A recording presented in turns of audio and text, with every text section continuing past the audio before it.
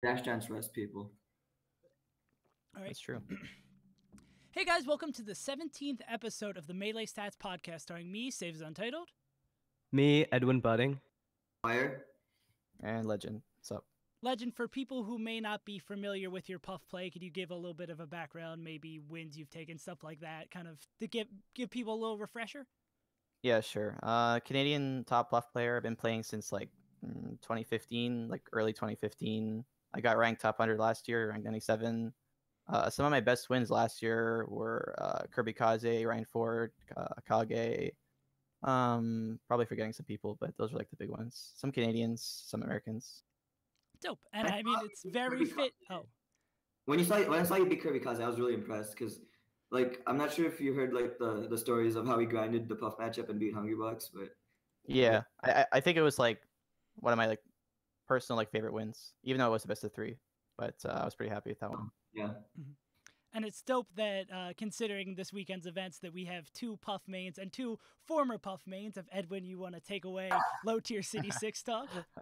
Yeah, so where do we even start with this? I guess the natural spot would be at the end of the tournament, where after losing a Game 5 set in winners finals to Leffen, Hungrybox, save for a thrown away game as Ness, kind of destroyed Leffen, or beat him 6-0 in Puff Box games. So, Legend, being that you're the only person on this podcast to be a top 100 Jigglypuff, why don't you tell me what you saw in winners finals and what changed in grands, like from HBox, or just talk about the sets in general. Or like compared to winners finals rather than grand. I think, well, there was like a few things, but I think just like the main thing that HBox cleaned up was that he was playing not lazy in winners, but he was not playing nearly as patient as he was, I think, in grand finals. And then every time he got opening, it felt like he got like, either a kill or he just got like some ridiculous conversion. And then he held on to his leads like insanely well, to the point where like it made the matchup like look so hard for Leffen. And his edge guards, I felt like he had a read on Leffen. Yeah, like man, like it felt like Leffen couldn't side B. It felt impossible for him to get back on stage when he side B'd. Yeah. See, I've talked to a lot of Puffs. Like, I don't have a placement for Puff on a tier list, and I don't want to start a controversy there. But I've talked to a lot of Puff players that, like, they think people overrate HBox's automatic edge guards, and like a lot of times he has a read. So, what do you think about that? I mean, it's obviously probably a combination of both, where it's like a read, but it's also like he's using his insanely good reactions. I think the people don't talk about how good HBox's reaction time is. Even though he doesn't like utilize it to its fullest, I think that he's like one of the fastest players when it comes to just reacting to edge guards and reacting to neutral interactions. So he uses that really well against side B, and then sometimes he'll go for like these wacky reads on up B, but mostly reacting to side B consistently is not something other Puff players do nearly well as he does. And you know when Fox like falls down with the up B, and he always gets that falling forwarder. Is it guaranteed? Because he makes it look that way. I actually don't. Are you talking about the reverse forward air that he I'm hits? talking about the soft fair where he just like slightly like just slowly like descends on the Fox as they're doing the Firefox. I actually don't think it's very hard. I think a lot of good Puff players do that too. I think what makes it tricky sometimes is like Fox is going hella low and then him reacting and just grabbing the ledge, like knowing that situation well enough to not fall for that trick. But in general, that edge guard isn't too tough. It's actually pretty impressive when he gets their Armada Shine, because Puff is like so much slower compared to Fox, right? So sometimes he gets like the Armada Shine timing with fair and he just gets a clean hit without even trading. So like that's pretty nice when he gets that. Was there anything like new that you noticed that HBox showcased this tournament, or not really? Not exactly. I don't think so, actually, to be honest. Just like ridiculous punish game and edge guards, like Fire said, were just on point to the point where it just looked ridiculous. There's one thing you said about him playing a lot more patient in grand finals. Was there any specific situation that he was getting outplayed in, like in terms of stage positioning, that you noticed him more deliberate about, or better prepared for? HBox sometimes does this thing against like well, he does it like a lot where someone's like lasering, he'll just start wave dashing on platforms, and then he'll look for like a drop down, full like pound, or go for like back air or whatever. And then in the winners final sets, I felt like he was going for like more not desperate pounds, but pounds where like he felt like he needed to hit. And then in grand finals, it seemed like when he was getting lasered, he just like was like willing to eat a few more lasers to wait for like an opening. Yeah, like Maybe not completely, but I feel like some of the things he was doing in winners finals would be good against Plup because Plup's like using a closer range and he's susceptible to things like those traps, pounds, grabs. But Yeah. it felt a lot more Swedish or anti-Swedish by Grands. And like when he was playing Armada, it felt anti-Swedish, but I felt like Armada was really off. It's hard to say. I felt like it was a mix of HBox playing well, but Armada just didn't feel like Armada. Like it's not something I can point Dude, to. that first game in losers finals was like not close. I thought that was going to be a 3-0 from after the first game. Yeah, for sure. It's something to be said about Armada playing that bad and still managing to win 2 games and clutching it out. Like that's why like, you know, he's Armada. Like he has like the best mental fortitude probably. But like I feel like with Armada, it's not even his gameplay. It's just like or it's like something you can just feel like just watching him that you can't point to like one thing necessarily. Like when he was playing Plup at even though I thought Plup was playing like trash at Summit, like that was like dang, like 2016 Armada's back. And I didn't see any of that in Armada versus HBox. I Probably thought he looked worse against Leffen. That was when I thought something was off with him because he just looked as like a step or 2 steps slower in the games that Leffen won. Well, I mean, he still was up 2-1, right? Like, you think like what Leffen was playing? I think that some of the situations that Armada won, like because it's a Fox Ditto, it's so high variance, right? I hate to quote Scar out of like context, but it's the whole pedo principle or whatever it's called. Like you can be getting outplayed for a bunch, but if your opponent like messes up once near ledge or something and you shine them, or they like overextend once, like that can drastically affect the tide of a game. If not, like I think in like watching that set, definitely it felt like Leffen was in control the whole time, except for like a few moments where Armada just capitalized because it's Armada, you know. They're saying like even if one of the Foxes isn't even close to like max potential, they could still win games just because of like the way it goes. I mean, they could if they like cheese them hard enough, you know. Like I know that's kind of a reductive way to put it, and it's definitely a lot more nuanced than that. So with that finish game, you could consider it like it's similar, like one touch. Yeah, I guess I don't know. I'm just saying that I noticed Armada playing a little sloppy even before his set against HBox.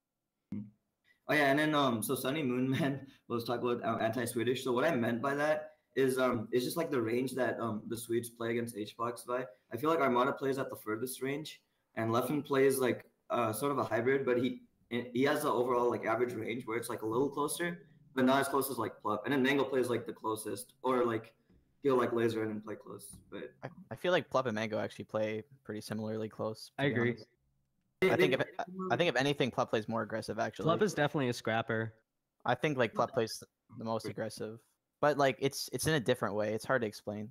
Plup like dash dances a lot closer to like he'll dash dance like in and out of HBox's range like right at the limit. That's why when I feel like when Plup is playing well, he just like demolishes HBox or 3-0s him. But if he's not playing well, or even if he just messes up a few times, it's so high risk, you know, like you get grabbed by Puff. I think playing well can definitely beat HBox, but I also feel like HBox is beating a Plup that's playing well. I feel like it's not just because like Plup's playing bad. I think adapts and gets like the traps he needs. I think like I really think that Armada playing bad has like a much higher chance of beating HBox than Plup playing bad, especially like the way the styles interacts. Like I mean, I think it speaks volumes to how consistent Armada is. Like I think we mostly agree that he wasn't playing on point, and I mean he lost 3-2, 3-2 or whatever, and then still beat Mango. So I mean I don't know. Yeah. Well, I mean his Peach was more on point than his Fox, I thought, but it still wasn't like his best. I thought it was kind of interesting. Leffen didn't take him to FD. Yeah, that was pretty interesting. Yeah. I mean, the throw of the Peach. It means he still respects the Peach, you know. Because I think in the Fox Ditto, like Leffen clearly, I could be talking out my ass right now. Like this is just based off of memory, so someone please correct me if I'm wrong. But I'm fairly certain, like when it comes to Fox Dittos, Leffen has a history of usually messing up Armada on FD, right? Generally, yeah. But not necessarily. Like that is the place where he forced locked him FC return back in 2015. Yeah, that could be clouding my judgment, but I'm fairly certain. Armada's like no slouch in that stage either, though, which makes it like an already high variance matchup. Like you said, it's even though it's kind of a meme, it's like not only because of the Peach, but also it's a riskier stage, especially if you think you're already playing better. Yeah, I'm already regretting quoting the pedo principle or whatever it's called, but it's definitely kind of true. And you need to also remember, like as much as the Force Lock was cool, like you remember Paragon 2015, the first Fox Ditto set since like 2014. God, When like said. Force stocked him on Stadium, and then Force stocked or almost Force stocked him on FD. So FD can go either way, as Ken said in Kings of Cali. Oh my god, dude!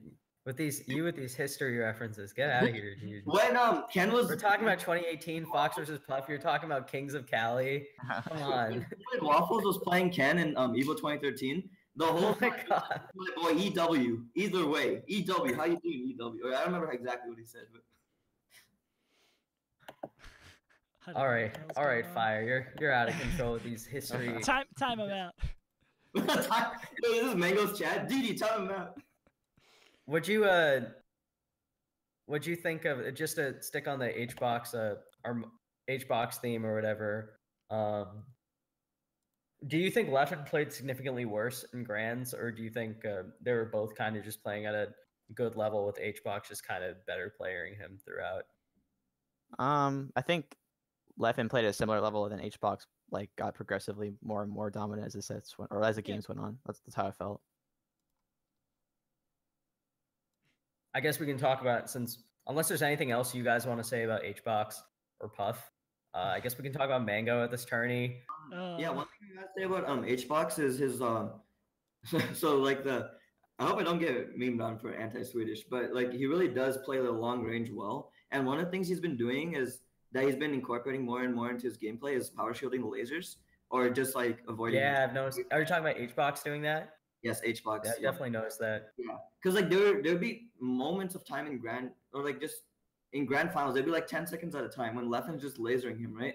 And it's like if you watch like Gommel 2016, it's like, oh yeah, those are effective lasers. But now if you watch them, like HBox is literally not gaining any percent because he's just wave dashing, crouching, shielding or power shielding, or just going into the air into like the diagonal zone where Fox has to like full hop to like laser, and then he just dives down with the fast fall.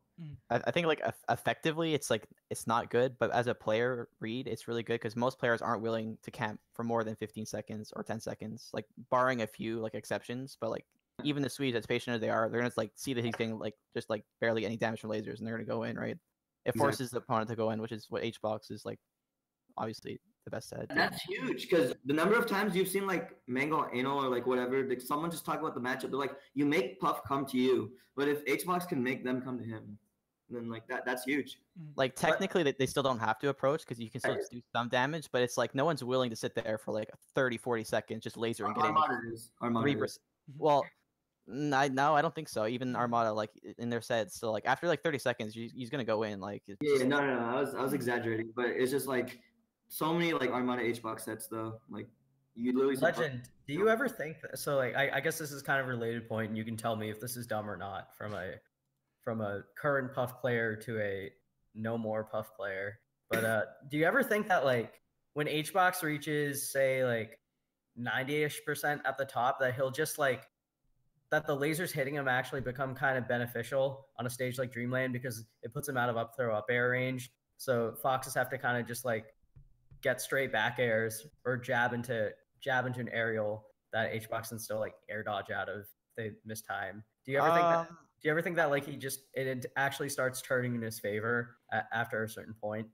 I think like I kind of agree to an extent, but as soon as he's outside of like the up throw up air range, which is around like 90 anyways, then they start becoming actually quite effective again because getting a full out back air isn't like the hardest thing against Puff. I mean, it's obviously harder against HBox, but yeah, I do agree. Like being at 60%, I think is significantly worse than being at 90% in the matchup.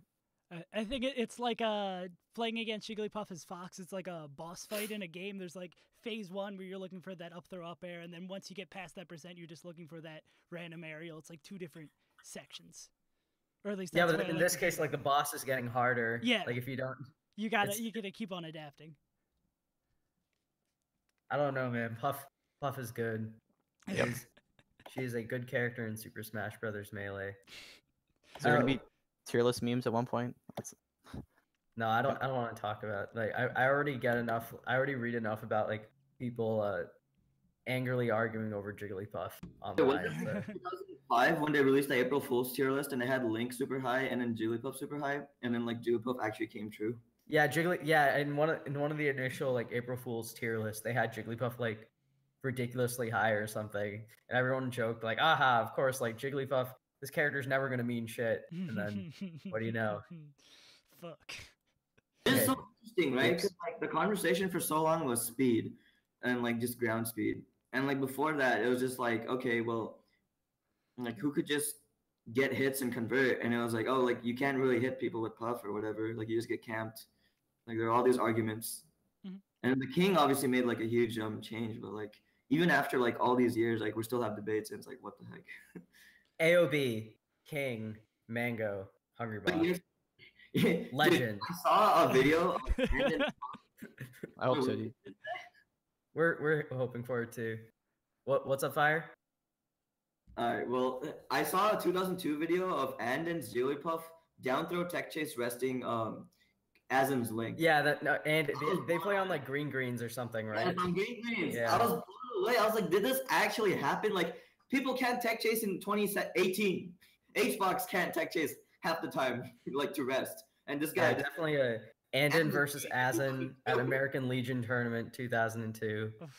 But enough about Asin, Andon. Yeah. Come on, guys, we gotta stay focused. Let's talk about Mango's performance at this tournament and how it spawned a bunch of dumb comments online about how he should be ranked below Wizard over some shit like that. There's definitely What? Okay. But there's definitely a lot of really bad comments and terrible takes I saw about Mango after he lost to Army. The recency bias, like within the Melee scene, is like so intense to the point where it's like almost comical. Yeah, I don't know. I'm not like too. I have to give Waff, our last guest, a little bit of credit because he low key kind of called this being a potentially scary matchup for Mango, but I don't think it's like it doesn't change my perception of him. You know, like obviously he was the he was like the favorite heading into the set, so like him losing it is not like Army is a really good player that like has experience beating like fellow SoCalers, so it doesn't make me think that Mango is washed.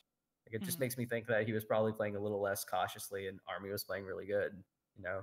Yeah. We talk about Army's Armada number becoming 2 now. Okay, back to the topic. True. Yeah, I don't know. I thought even against Armada, I thought Mango looked fine. He just lost a few situations that could have easily gone his way. Doesn't So that Mango thought playing fine, and then there's him playing like, as he refers to himself as Big Dick. I felt like he was doing that too much. Like he was playing technically fine. He was making decisions, good decisions, like in terms of neutral. But the gambles he was taking was like he was winning them. But when he did lose them, he ended up losing stocks. So to be fair, like Mango's talked about this before, and like I think you can I can see the rationale behind it. But against a player like Armada or someone like of that caliber, sometimes you just like have to take those risks because you're not going to win because you're not going to beat them by playing their game, the long game, you know. That's true, but like I think I don't know. Just watching the VOD, I didn't feel like it was like, you know, if it's like a Mango that like super prepared for EVO, like didn't drink for like 2 months, like I didn't get that vibe. Like in terms of like. Also, I don't know when you get to that level, like Armada versus Mango, like the actual matchup still matters. So like conventional decision making is still important, but like those two know each other and have played with. So like the reasons why Mango goes for gambles. Like there's one situation where he tried down airing Armada off stage and just completely whiffed on FD or something when he had a 4-3 stock lead. Yeah. Like that looks really silly because he missed. But like think of I think Mango was at high percent or whatever. Like if he hits That wasn't even that, a bad decision, to be honest. Like yeah, it was like a if fine. he hits that, that's a 3. That was fine. I'm not referring to that. Yeah. I think the biggest issue is that like he's playing 2 matchups where like let's be honest, he's mostly getting execution tested, and then that's like not in Mango's like forte, especially like the way he was playing. Not the way he was playing at this tournament. There's like a Mango that can just destroy those type of players, right? But then like there's also a Mango that when he's just like not quite on point, just missing a few things that he normally hits, just like it can fall apart really quickly. He like especially against like ice three-stocked climbers. Army And he Yeah, three-stocked four-stocked him on Yoshi. or 4-stocked or something. Yeah, and then was it a 4-stock? and then he barely last stock he gets a high dare, he gets wobbled, and in game 5 he gets executed, tested hard the last 2 stocks. So. I mean, still like shoutouts to Army though, single-handedly spearheading the ice climbers meta, and he's a great person. Bananas didn't have a great tournament here, but let's give Bananas some credit. Bananas finishing 25th, losing to SDJ, I think. SDJ had Texas Jigglypuff, and he lost to Remember Morse the Code time Michigan the Samus. commentator said S2J. Oh my god. Yeah, I don't know. Mango is a good player. Sometimes good players lose. This tournament does not change how I look at Mango, and I don't think it should change how anyone. They're not even really- like that bad losses. Like mean, Army's like yeah. kind of a bad loss, but it's like not like a like there's really good players that have worse losses. So Mm. All right, Is I'm that gonna the- take a look at top 64 and see if there's anything you want to talk about. I mean, I guess we could talk about Army more, right? Like Army beating None. I'm not too surprised by that. Like I think if anything, it shouldn't hurt Mango, but it should help Army's case a lot because it shows that he can actually Yeah. compete. Yeah. I don't really think any of Army's Really. wins were like a huge surprise with like what he's Lucky done for like the previously 10th this year. time. I mean, I definitely think beating Mango is like Oh a yeah, surprise Yeah, in the it's- sense that like yeah. it boosts it boosts Army's perceived ceiling, but it Mhm. just shows that like he is trending upward. Yeah, definitely. it's crazy how like every single time people think ICs are gonna like fall off and like just like be gone forever in the meta. Oh, they're gone. They just always seem to come back like stronger than ever. It happens like every single time. As soon as It's people like- start underestimating them, they start coming back because people aren't It's like- prepared for it. It's happened so many times. One grab. You can Well, it's under- also like the people, and then when it goes the other way, people will start like overestimating them and saying that they're like way better than people think. Yeah, that happens too. I remember all the comments about like Chu having zero skill and just getting grabs. Is even with his matches against Armada, they're like, oh well, he took the game, but you know he's not actually that good. Like People are really discounting Chu. I feel like Chu is like by far the most like fundamental base ice climber, like to Oh, yeah. ridiculous. 100%. Like he like drops wobbles like way more frequently than other ICs and just like wins with so like so way more. hard. He really could have beaten Mango in 2015. Yeah, people forget about that actually. He Yeah, actually they had a like a close match. set at EVO. He pretty much had the match and he threw it. Both games. Yeah. I'm not Yeah, saying he played in an era where like wobbling wasn't legal at a lot of tournaments, and he was still like granted that era was a decade ago, so I wouldn't read too much into it now, but it's He beat definitely H-Box. He beat H-Box 2014, right? Definitely not a decade ago. So beat him at Yeah. Zenith and Pound 5 pools, I think. So for a long time, he had a positive record on H-Box actually, even during H-Box's rise. It's pretty Pound insane. 5 over Triforce, H-Box, and Hyuga. Oh my god. Oh, I completely forgot Army 3-0'd Lucky this tournament. I just kind of took that for granted. Yeah. Because Army's been kind of low-key farming Luckies. Yeah. Yeah, but that's like whatever. Did any of our upset pick? I'm sad Dreffen never got the top 8 return that I was low-key kind of hoping for. Yeah. There was potential for it, dude. It could have happened. What was his bracket? Who did he run into? Well, he would have had to get a pretty lucky bracket. I think like he needed. He had like, he lost to Cyrox for 17th. yeah. Was He's Cyrus playing Fox or Falco? Who knows? I just know that oh yeah, I forgot Bobby Big Balls and another really good tournament for him. He didn't take any top 100 wins, but he beat SDJ and O'Reilly, which I think are pretty still good, and getting 9th at this tournament, losing to None and someone who I am looking up just right now. Yeah, legend. Actually, speaking of Bobby Big Balls, have you seen him play against Jerry in like those Xanadu matches? I actually have watched like a Bugs. decent amount of like those Xanadus, but I actually haven't seen Bobby Big Balls play Jerry. I heard he's pretty good at the matchup though. He does really good things, and he just dies. Yeah. Like he He like lost to Hugs. Yep. Okay. I know we have to do this every week, but I might as well be the one who does it. Can we talk about Absent Page real quick? How good he looked in that set against Mango? Like The first 2 games looked pretty doable. yeah, I was He just didn't hit hard enough, I think. pleasantly surprised that he was able to keep up.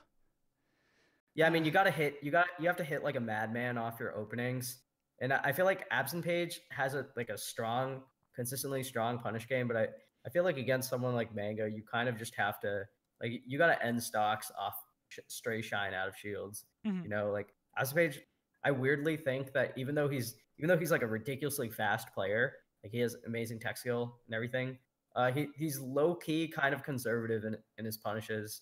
Yeah, Like I definitely agree.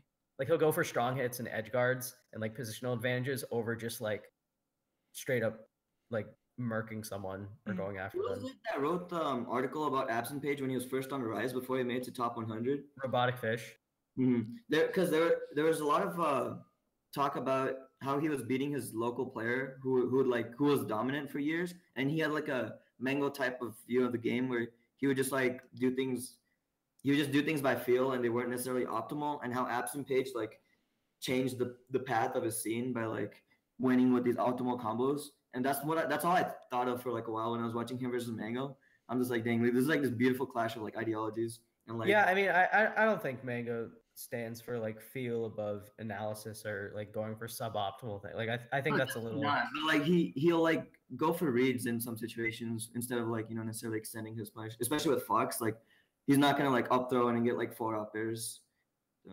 Yeah, I mean with Mango that's like a whole other discussion, but I agree that like Absent Page definitely like a very very fast but very safe player. I heard someone refer to him as faster DJ Nintendo, which I think is kind of insulting. No, that is I think that's really insulting to Absent Page. Yeah. I can definitely see where he'll take like positional advantages and like hitting someone off stage over like extended juggles and stuff. But I definitely at times I'll watch him and I'll think like, dang, this guy's aggressive, and then I'll see him like do some mix-ups. I'm like, okay, this guy can just do everything. But if you were to compare him to like another Fox, who would you compare him to? Like I'm trying to think like right now, but I'm kind of struggling. There's a lot of Foxes. He has a little bit of everyone. I low key like, the closest. So he's mentioned this before, but Absent Page, I don't know whether it was in that interview with Robotic Fish or not, but he mentioned that his inspiration for Fox actually came from a mix of dark hacks and Mewtwo King. Yeah, I was about to say, so, like, yeah, that's it. I would say he's on like the whiff punishy type, like the whiff punishy, and plays in like close-ish medium ranges, but won't go for like, he'll go for like positional follow-ups rather than like the crazy, like I don't know how to put it. Yeah, like not as focused on DI mix-ups, but like holding stage. Yeah, I guess. It feels weird putting Absent Page in a box and like he's obviously more than like a positional player. More than his archetype for sure. But like when you watch him, like you can definitely see influences of like the people that he's mentioned. I think he's really fast. That's the first thing I notice. Mm-hmm. His ledge dashes are like ridiculous. Mm-hmm. I think like his ledge dashes are maybe top 5 like top 5 like in the world. I don't know. Just from watching him like a lot, like his ledge dashes seem so consistent. He just so rarely like messes it. We're the top 5 ledge dashers for Fox in your opinion. I saw some tweet from some random I didn't recognize, but it was about Big House 4 left in the last game versus Armada. His ledge dash being like probably the best ledge dash of all. Oh, that was the swiftiest. that is an insane ledge dash. I've seen some crazier ones. I think probably Leffen or Plup are the best. I'm not sure. They're pretty close. What about KJH has to be up there, right? KGH is quite high too. Leffen Hacks was pretty good for a while. This is the most melee stats discussion I've ever heard. Hacks kind of like. I feel like Hacks has a reputation of being like revolutionary in that end, and he definitely deserves to be. But he low key messes it up a lot more than the other. He either gets all the invincibility or dies. It's like all or nothing. Yeah. But he's like the one that like started like rolling out of the corner to go to the ledge to like ledge dash near out of the corner. It's just such a funny thing, and like now Foxes are like legit doing. Dude, have you seen him versus Lod at Smash Valley? The whole set, he just like runs up shields, retreating back airs or retreating aerials to ledge, and then ledge dash nairs his way to center stage and repeats the process. It's so funny. And like if Lod hits a shield, he just drills or shines out of shield into like 20 or 30%. It's the most beautiful, like it's pretty goofy. No, it's definitely like high risk if you mess up, but it looks so like defeating for the other player when it works because there's like nothing they can do. Yeah. Remember Hacks' speech about the ledge and how HBox and Mewtwo King don't want you to know about how broken the ledge is? Oh, God. You're talking Kings of Cali references. Now you're talking Hacks ledge memes. We're talking about Hacks, dude. We're going to institute a no meme ban for you, Fire. What were we talking about? Actually, I forget. Ledge We're talking about Absent Page and top 5 ledge dashers. Yeah. Well, I'm the one that brought up the ledge dashing. Mm-hmm. Oops. Dude, I feel so bad for Ty at this tournament. He plays Armada and Mango for 9. Feels bad, man. Yep. Yeah. And that'll happen. I thought like he might have had that game on Yoshi's against Mango, and I don't know what would have happened had he won that, but it's low key kind of close. I actually don't know what Ty's best win ever is. When we have an underdog and then we have a favorite, and a lot of these cases, like obviously it can go either way, but a lot of these cases the favorite wins, right? And it's because even if it's last stock, like the favorite will do something. Like they'll try harder, they'll adapt to something. Like I feel like there's a reason these favorites like almost always clutch it out, even if it's like super close. Like this match, for example, or like those times when Mango's like barely making it to day 3, like against Drug Fox or whatever at EVO 2015.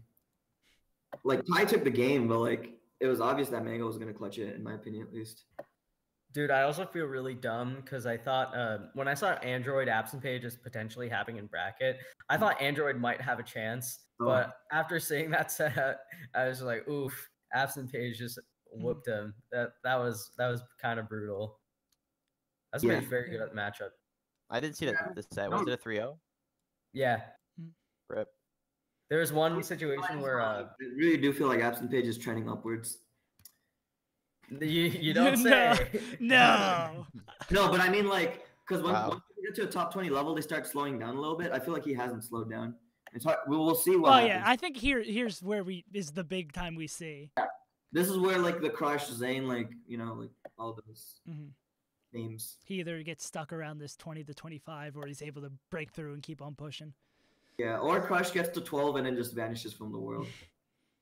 Yeah, Snowy kind of had a cute run to 17th.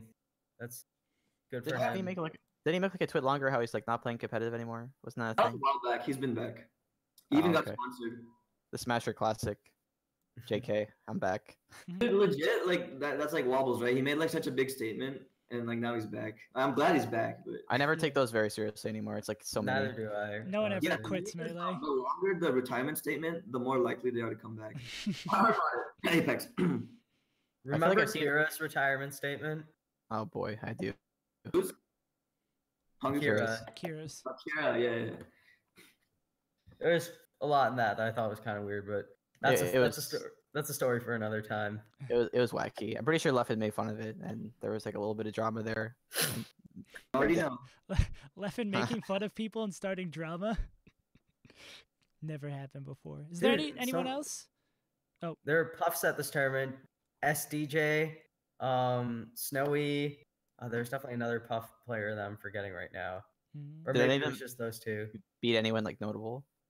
Like I haven't like looked at the brackets actually. Oh, really beat ALP, but that's also not a Puff player. Oh, SDJ beat Bananas. That's right. Oh yeah, sad. Okay. And I mean, Snowy yeah, beat SFOP, which is pretty good. They probably play locals, right? So I mean, Yeah. It's a legend. So all these myths about having to time out ice climbers with Puff, what do you think about that? You think it's possible without timing out? I've never lost an ICs at a national, and I think I've only had like one timeout in my life against ICs. That was my.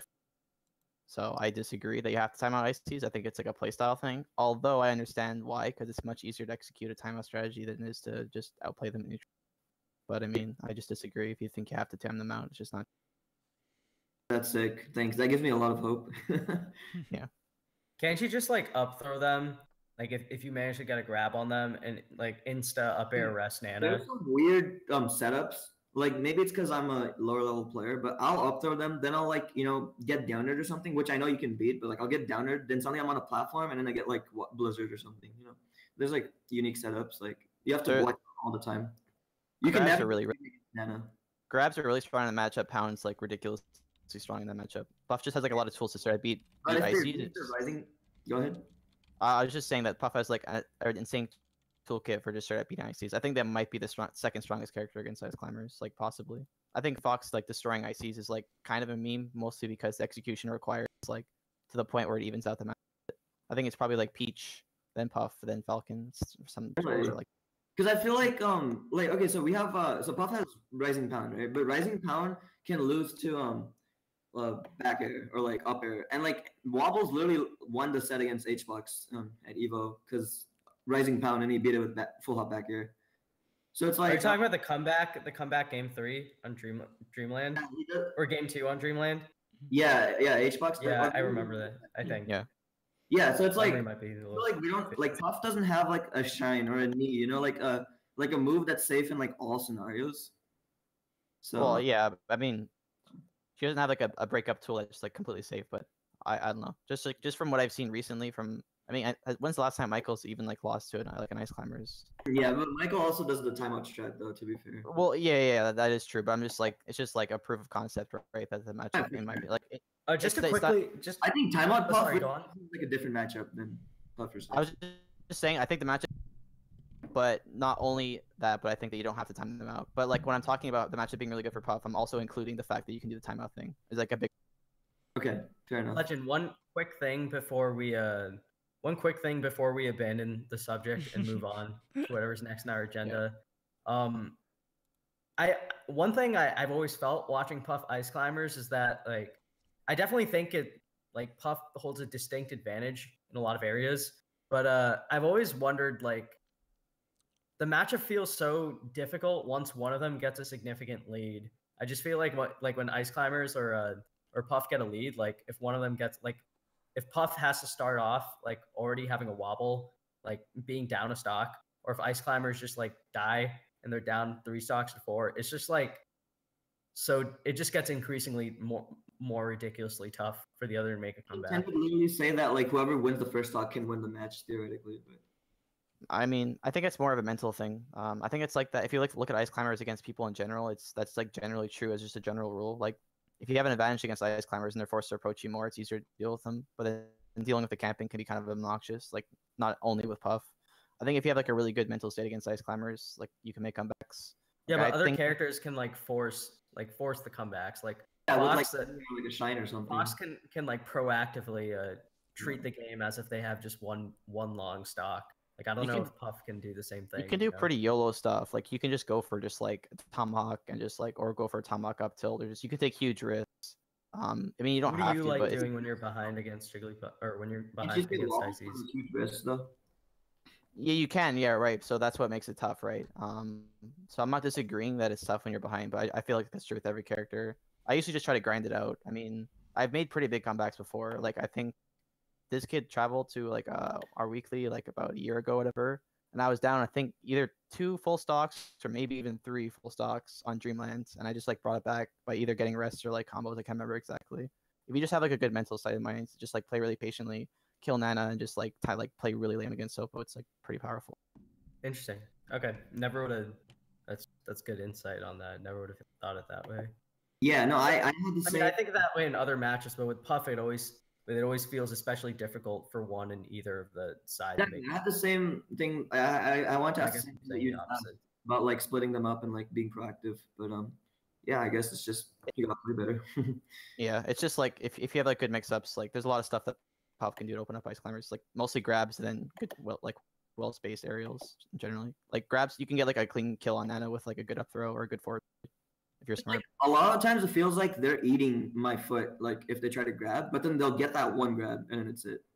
Okay, as much as I love this discussion on Puff Ice Climbers, I'm gonna cut this short DMs. and move to a faster Yeah. format, Nice which is the transition. melee stat speed round. Oh, God, So this Edwin so in bias. this segment, People think I'm gonna Edwin- ask 5 questions. Edwin bias. Fire! Hold on. Edwin bias. Can we get a mute button for Fire?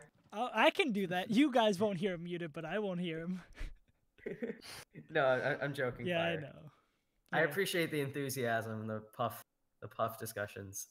Edwin But, is Probably hella boring for everyone else. Sorry about that. Yeah, you know. No, so basically 5 questions. The panel has a minute to answer the question.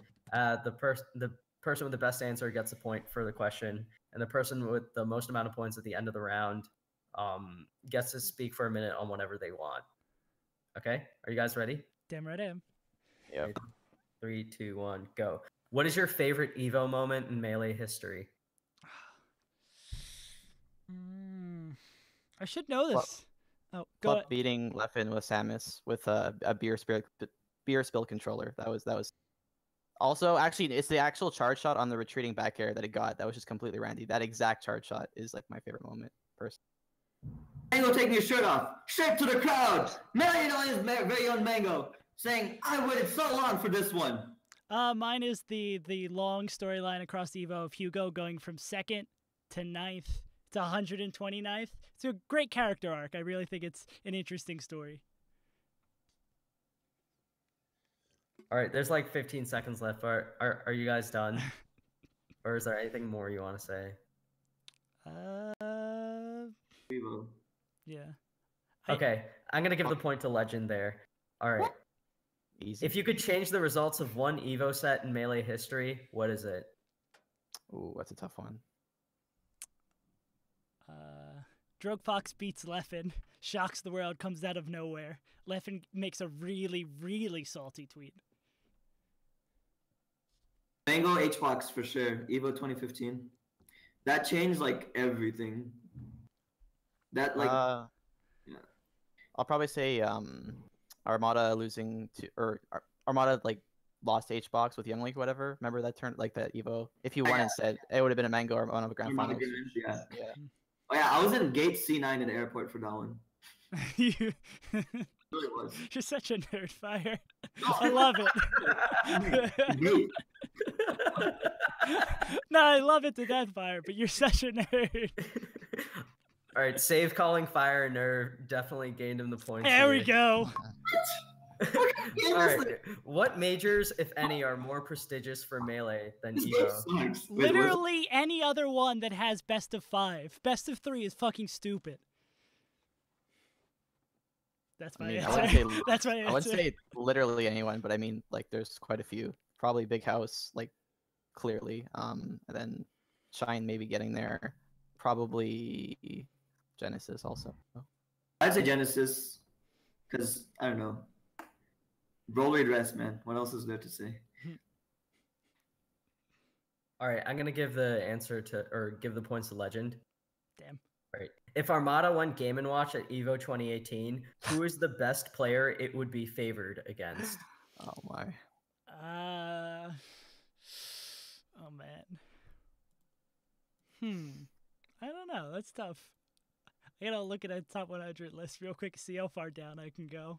Is Prince Abu going EVO? I know. I was gonna ask about that.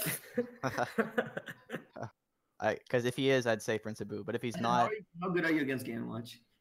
I think that matchup sucks, but not for the reasons that people realize. There's like a bunch of stuff you can do against Game & Watch. I think most puffs are bad at it because it forces you to play like. I like the matchup too. I think neutral air is broken against. All right. Anyway, I think the answer is Prince Abu. But... Do they know he's going to play playing Game & Watch coming into it? No, this is just a hypothetical. I don't. Oh, fuck. I'm slagging. I don't know. The best player Armada's Game & Watch can beat. So, just to clarify, Legend, you said Prince Abu is your answer? I mean, are you like talking about hypothetical or like who's actually going to EVO? Because I'm not even sure. I don't think Prince Abu is going. So if I like hypothetical. Yeah, Prince Abu then. And Fire, what is your answer? Abu also? Yes. I'm just taking the L. I'm just taking the L on this. I don't know. Okay. Wow, terrible answers. Legend is getting the points on this one, which means he already wins, barring an answer so terrible on the last question that he loses his points. And the last question is 2007 PC Chris or 2018 Legend, but the match is a best of 1 on Rainbow Cruise. Oh God. It's Fox Puff, by the way. Considering I've never played a single match in Rainbow Cruise in tournament, I'm gonna say PC. I'm gonna say PC because Rainbow Cruise, you can just die with like up air at. Wait, are we playing like with like just like the now like rule set with like 4 stocks, all that shit? Normal? Yeah, no like shenanigans. All right. I'll just say PC because he probably has like hella jank in that stage. I don't know. He's gonna have jank and like a bunch of stuff that Legend's never seen before. I say Legend would be able to close it out with a janky rest. I believe in you. I mean, you just beat me in this speed round, so you can beat PC Chris. They're definitely comparable. Dude, this game is all about saying what Edwin likes. It's about saying Legend's humility to a. Even if you actually agree with them, you get docked. Humility to a great of the Melee history gains him the points. So congratulations, Legend. You won the Melee stat speed round. I'm never gonna win this game with 4 points. Can I talk about for a minute how about whatever you want? All right, I'm just gonna say this was the easiest, fastest win I've ever had, so I'm very happy about that. This game is rigged though. All you have to do is just please your ego. Exactly. Thank you, Legend. Thank you. See, I'm just an honest person. I just say what I actually think. And what does that get? That's a mistake. The only answer I'll honestly say that came from my ego was save calling Fire a nerd. I had to give him the point there for asserting dominance. Every other one was legitimately what what I thought might be the. That was Do you think? Okay. Do you, I mean, well, do you think Armada's actually favored with Game Watch against Prince Taboo? Because I'm not even sure about that. I definitely. Maybe I'm crazy for this, but I would take Armada's Game & Watch over La Luna. I'm surprised no one said that. Oh, that's a good answer. Yeah. Mm. Well, Like the skill gap between the two players, like Moon not being necessarily the greatest against weird characters. Yeah, that would have been a decent answer actually. Damn. Yeah, I was surprised none of you guys said that. But Legend, you were the first one to say Prince Abu. Yeah, you just copied me. Can't do that.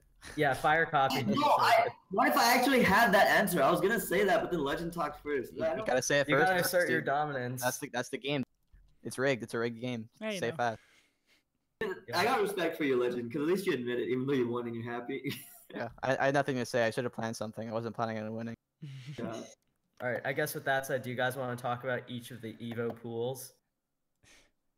Damn right. Sure. Or do you guys want to skip ahead to round two? Because I think there are some genuinely very interesting round one matchups just based on a Like interesting to the general viewer or interesting to you? Like Yord. Like are we talking about Yord or are we talking about like players that I was definitely going to bring up a potential John Wick Moki set, which I think what I mean. Which would be pretty interesting, definitely for sure. Mm-hmm. But there's also Wobbles also has an interesting pool, if I'm not mistaken.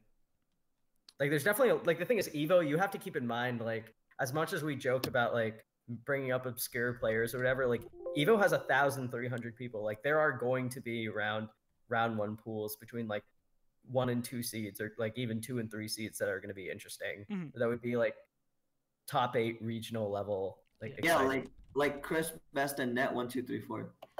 Yeah, well maybe not those two were at the thing is I'm pretty sure like even though the set between them was really bad, like they both got better, I think. Yeah, they like Chris Best is PR'd or was PR'd in NorCal. And that 1, 2, 3, 4 was PR'd in Utah or something. If I'm not I played mistaken. Chris Best at Big House last year, and I thought he was like better than that match showed. That's all I can say about that. Yeah, what do you think about Puff Marth? I hear like extremes on both sides. Like, let's keep it on topic. Yeah, we can talk Fire, about dude, you keep going from like A to Z. I need you to stay. You keep floating away. You keep floating away to the top right of the stage. You're pound stalling. I do not ever stall. You have not watched my gameplay. All right, I'm looking through the full. Do you guys know Punke Shun? Because we have Punke Shun versus Bacon in for 2 versus 3 seed in the first in A400. Yeah, I'm pretty sure it's pronounced Puncation. He's like a top Mario. Yeah, he's a top Mario 64 speedrunner. Yeah, I'm pretty sure he is second in 120 star. He's like super good. In Melee, I'm pretty sure he plays Marth. I think he's ranked in Kentucky, but I'm not 100% sure. I remember PP referring to him a lot. PPMD Craig has him. Who's Bacon, Edwin? I don't know. Bacon is a Falco. I forgot which region. Falco versus Marth. I'll just bet on the Marth, dude. Why not? Yeah, that seems safe. Oh my god, Armada versus Mr. F in A402. That's gonna be brutal. Yeah. Okay, let me see if there's anything else. I was about do to you say. guys know who Casp? I'm going by this like really quick. Do we believe in Slime to make it to Leffen for winter semifinals of his pool? What pool is he in? He's in A403. I'm going by like each one really fast. All right. Who's he? What's Slime's path? Yeah. Slime has to play Arcade Guy, some guy called Cup. I don't Arcade recognize. Guy's gonna beat him. I know. Really? How good is Slime? Slime's like above average. He could make it out of pools. Like, what is there any comparable name you'd be able to give me the like Slime skill level, or like someone like at a local in Philadelphia? Where would Slime be ranked? I don't think Slime wouldn't be ranked in Philadelphia, but he'd probably be like mid low, probably like mid tier Arcadian, right? Like I would assume Slime would go 2 and 2 or 3 and 2. Okay. No, Anthony is my boy, but I got Arcade Guy against Slime. And people don't know Arcade Guy, but he's a really solid player. You know Clash from Genesis, like he beat the Shizwiz. Yeah. Arcade Guy played Falco in the matchup best of 5, I think, and he was gonna win, and then he got nared like off the stage, like last stock. A404 was also has 2 to 3 seeds Sane versus Deepak, which I think could be interesting. I don't know Sane's experience against Deepak is a Puff, right? Minnesota. He's like a very old school Puff. I don't know. That could be interesting because But either way, we'll get Mewtwo King versus one of them, which pretty much will send them to losers after that. I feel like Sane is like pretty heavily favored there, especially like, the meta being pretty lame. He's used to playing lame, and then that's really good against Puff, especially like just like I'm not familiar with that Puff, so they probably. That's my KF experience. KF Oh, Deepak switched to Sheik now apparently. Oh, even worse. Who is Wero? I know Weedlar, but I don't know Wero. He's Temecula Ice Climbers. He's currently ranked 2nd, and he has a lot of solid upsets over a lot of SoCal. How's Weedlar do against the NorCal Ices? I'm not sure. I feel like that'd be hard for an Ices to prepare for. Yeah, that's what I think too. Like I think that's a matchup that like you potentially could just like blow up the Ice Climbers because it's like so weird. There's also Paper as a potential run. Maybe we get to see Paper, Weedlar, and losers or something if Weedlar gets upset.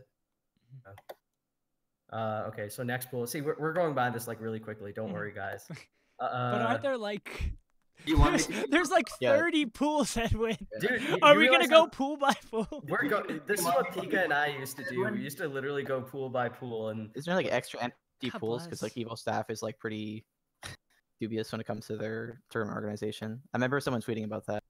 yeah, no, that they sometimes what they do is EVO staff is really bad with this. Like sometimes they just swap players randomly for a time, but they don't take a look at their skill level. So that you end up getting like really stacked pools, and it becomes completely random after a certain point, which kind of sucks. Nice. I forgot who, but Uwa played someone like round 1 or something one time.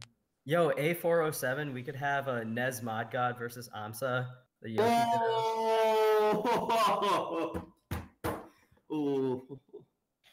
Oh my god, Flo is coming out to a tournament? That's like a He's a Smash Studios guy, right? Who does he play again? I think he plays Fox or Sheik. I forget. I remember there's one Smash Studios guy that plays Puff, and then like Flo and that guy teamed once, right? Hey, Fire, who is 4Play? I don't know.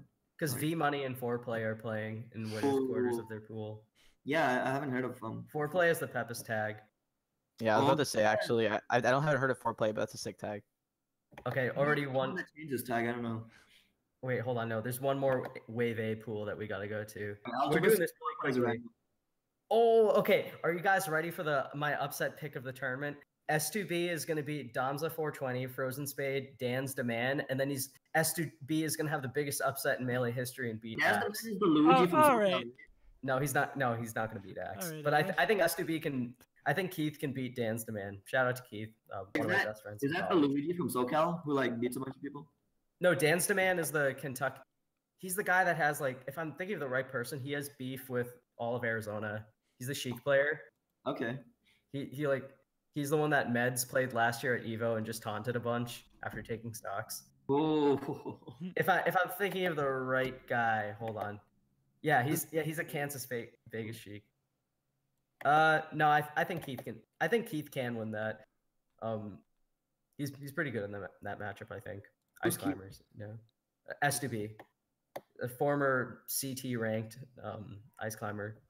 But that is my crazy upset. S2B versus Dan over Dan's Demand. The matchup we've all been waiting for. No, he's okay. Sorry guys, I got distracted there. Okay, this is gonna sound crazy, but does Konatori have like a shot against SFAT in best of 3? No. Who's Konatori? Yeah, who's Konatori? Japanese Falco? No, absolutely not. Oh, that's fake. No chance? No. It's like best of 3. Point 1, I guess. I mean. Yeah, a non-zero, but. No, actually, there is a non-zero chance. Shout outs to Grizzly, our local Falco, who was literally one dare away from beating SFAT. But it's probably not happening. Konatori has to beat Leviathan and a Coin Chaser. Those two names I recognize, but I forgot who they play. So I'm going to go with Konatori there. So I'm trying to go through and see now if there's any realistic, like, end of round 1 upsets. That Yo, hold on. Blue Buddy versus S2J. Don't sleep on Blue Buddy. Don't sleep on Blue Buddy. Blue Buddy's a San Diego Puff. Blue Buddy. I forget his net play tag, but he's like master level. 69. I feel like Blue Buddy's Puff God 69. Yep. I feel like Puff is like a much better candidate for picking an upset from, especially in best of 3s. Never forget Fire on steroids according to Melee stats. Like rather than Falco, which I don't know. Like you could just like get cheesed by Puff 2 games. Especially I don't think S2J is like the most solid against Puff. Yeah, I think that is more likely to. It's still unlikely, but I think that's more likely to I think happen than it's- Konatori SFAT. I think it's For much sure. more likely. I put it like almost 5%, and I don't even know that Puff player. Yeah, and I think Blue Buddy is better than Konatori. I don't know.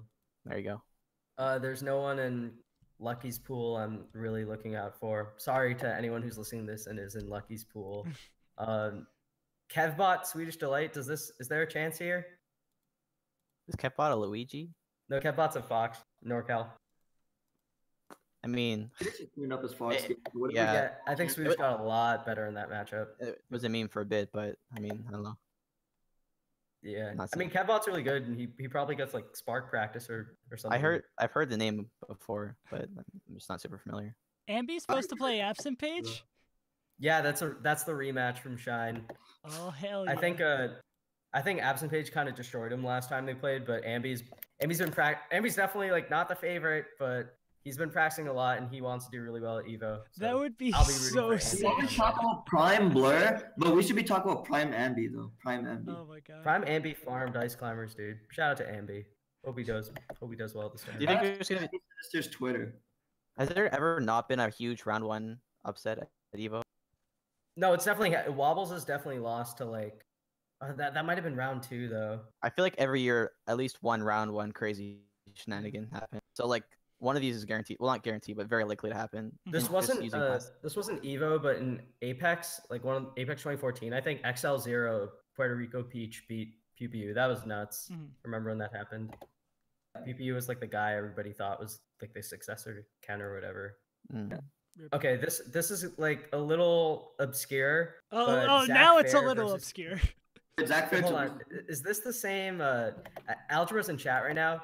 Yasu Algebra is Slashers Yasu the same top player Yasu from New England, or is that Habs another Yasu? Yasu? Because yeah, is that the same Yasu? Because he's set up to play Zach Fair. What pool Oh are you my in, God. Edwin? Wait, who's 404. the guy? What does he play? Oh no, that's NorCal Yasu. Never mind, I have no clue who that is. I think Hugs has this pool, unless he loses to Bimbo. Bimbo Mexico? I don't know. I don't think that's is LFG Bimbo Mexican Bimbo. If it is, you never know. Hugs has lost to Mexican players before at EVO, Mhm. as our Yeah, friend said. he's lost to La Luna, right? You're talking about Mexican players, right?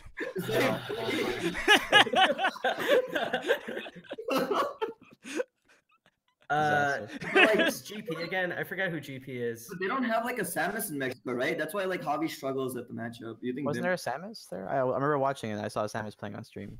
like Javi struggled against Samus? Like remember when he went like was it Young Link or like someone against Samus Wait, really? I didn't against see that. Duck, I actually didn't see that. No. like, Big House, and it was like really sad to watch.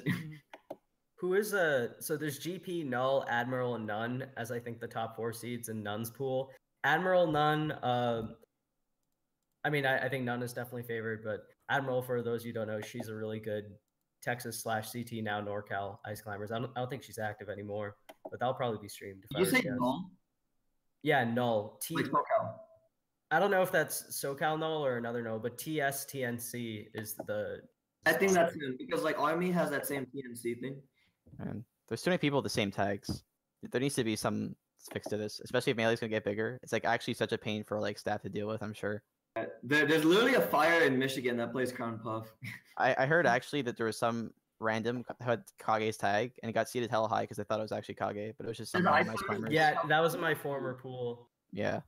So I thought that was funny, but it's just like something like I don't know, man. Like I have zero solutions to it. I just think it's probably obnoxious to deal with. Westball's pools didn't look interesting. Duck will play S Royale in what will probably be the saddest match of early pools. I Going think to- S Royale is really Quick good. tangent about what Legend just said. Oh no. What? 2 seconds. So like What do you Mango. want? So there was a Mango once who like wasn't Mango. Mango got docked off like the greatest of all time, like one of the scales. Are you talking about Vermont Mango? I think so. Like in Yeah, 2000. it's the same because I ran into a Smashboards thread with Vermont Mango, and I was like, "Wow, this Mango lost to Korean DJ or something." But I Wait. realized it wasn't him. topic. Okay. I'm looking at Absent Page, aka Ambi's pool. Ambi has, I forget who 941 is. I definitely recognize the tag. Mikey is the Washington Marth. Ambi, Yeah, I think Ambi's good to make it out. He might have to play either Mikey or what's this? He might have to play Mikey or Tanzanite the Awakener. Oh, we're looking at Ambi's path through losers. I Yeah, thought he was but going to I beat think- Absent Page though. Yeah, I mean It would would be the sick if it- perfect end of the Melee Stats Absent Page saga, where one of our own just takes him out. I mean, I think Ambi can. I think Ambi is favored or can beat everyone else in this pool. So Yeah. he's also been practicing a ton for EVO. So shout out to Ambi again. I'm excited that he's going here. All right, now here comes an actually interesting head-to-head matchup. Not just for no C400 KJH versus Wobbles. That I think has good potential. I think KJH has it, but Wobbles has a chance. I know KJH doesn't like historically he doesn't like or he hasn't done too well against ice climbers. Definitely like best of 3. Wobbles coming back. It's surprising too. You think like the way KGH plays would be like highly effective against ICs, but you're right. I remember him getting upset by quite a few ICs before. The thing is, people take their time. Once they get wobbled once, then they get more antsy and they want to go in, and then they don't stick to their game plan. If this happen. Yeah. So far, what I've seen, this seems like the most plausible upset that happened. Yeah, I think this could actually happen. Yeah. I think if you're a Wobbles fan, you got to watch this pool very. At the same time, though, Wobbles could also just go like Mario or Falco and go 2-2 or some shit. So. Yep. Never know. Yeah. Okay, so I think that is the first Real pool to watch out for. Yeah, C400. I put that at like 25, maybe even probably a little more than that, probably like 20%, maybe 15. Well, Hard to guess. I think it depends on what Wobbles is playing. If he's playing on ICs and he's like trying. Yeah. He's like actually trying. That's fair. Nico versus Dr. Z, hidden matchup of Wave Kind of C tough again. ditto. Tough ditto. Yeah. I wonder who will win that. I have no clue. I think Nico is favored. Yeah, I think I would say that too. SoCal, but Dr. Z, you can't sleep on that guy. A shout out to Sheridan, former guest on the show. Shout out to Sheridan, Nair resting over Triforce to the beat after over Triforce beat H-Box. Shout out to Dr. Z destroying Axe in that one crew battle. Yeah, Just Shine. running into the place where he's gonna roll. I was there, dude. Hold on. Is in winners quarters of C402, is Death Arcana a Marth or not? That sounds like a very Marthy such a tag. Yo, tag. that sounds like an edgy Marth tag. Yeah, that sounds like that's my shit, dude. I thought I thought the exact same thing, dude. It's such a Marth tag. I was like, if that's a Marth, I definitely think that could be scary for Kira. Otherwise, I think Ice Kira is a pretty safe bet for Kira. winners finals pool. Yeah. No, not for Kira.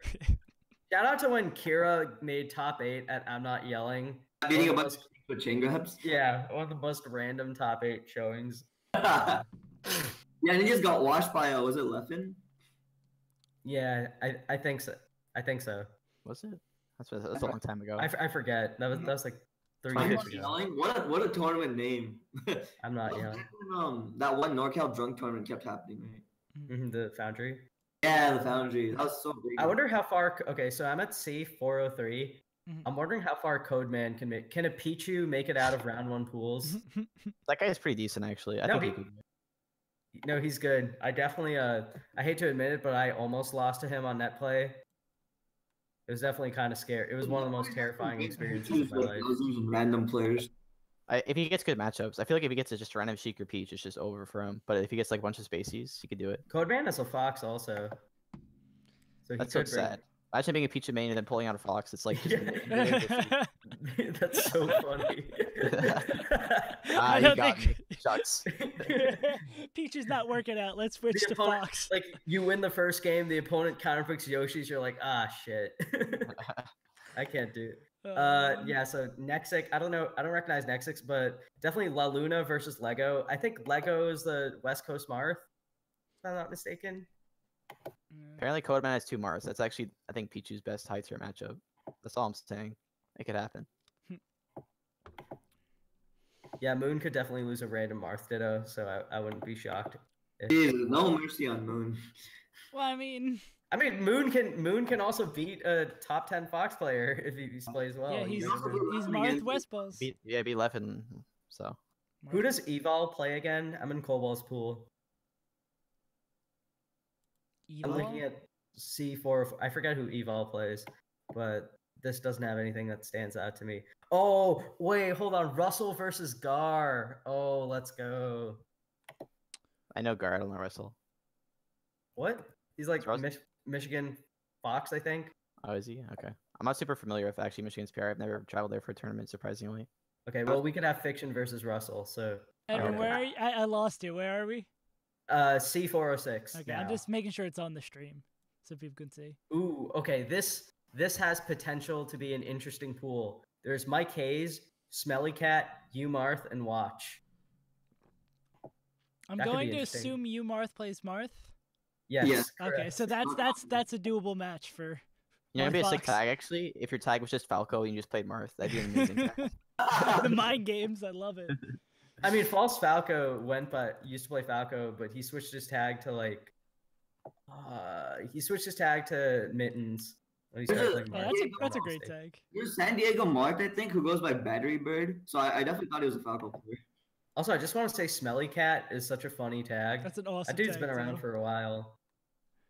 Yeah, I mean, I think Mike Hayes is definitely favored in this, but it would not surprise me if Marth or like Watch. Actually, Watch beating him would be a little, Watch beating him would be major. yeah. But Marth, yeah, you never know. Mhm. You never know about Marth. Okay. That's a mute Yeah, for Edwin. Double thumbs down. And Triple.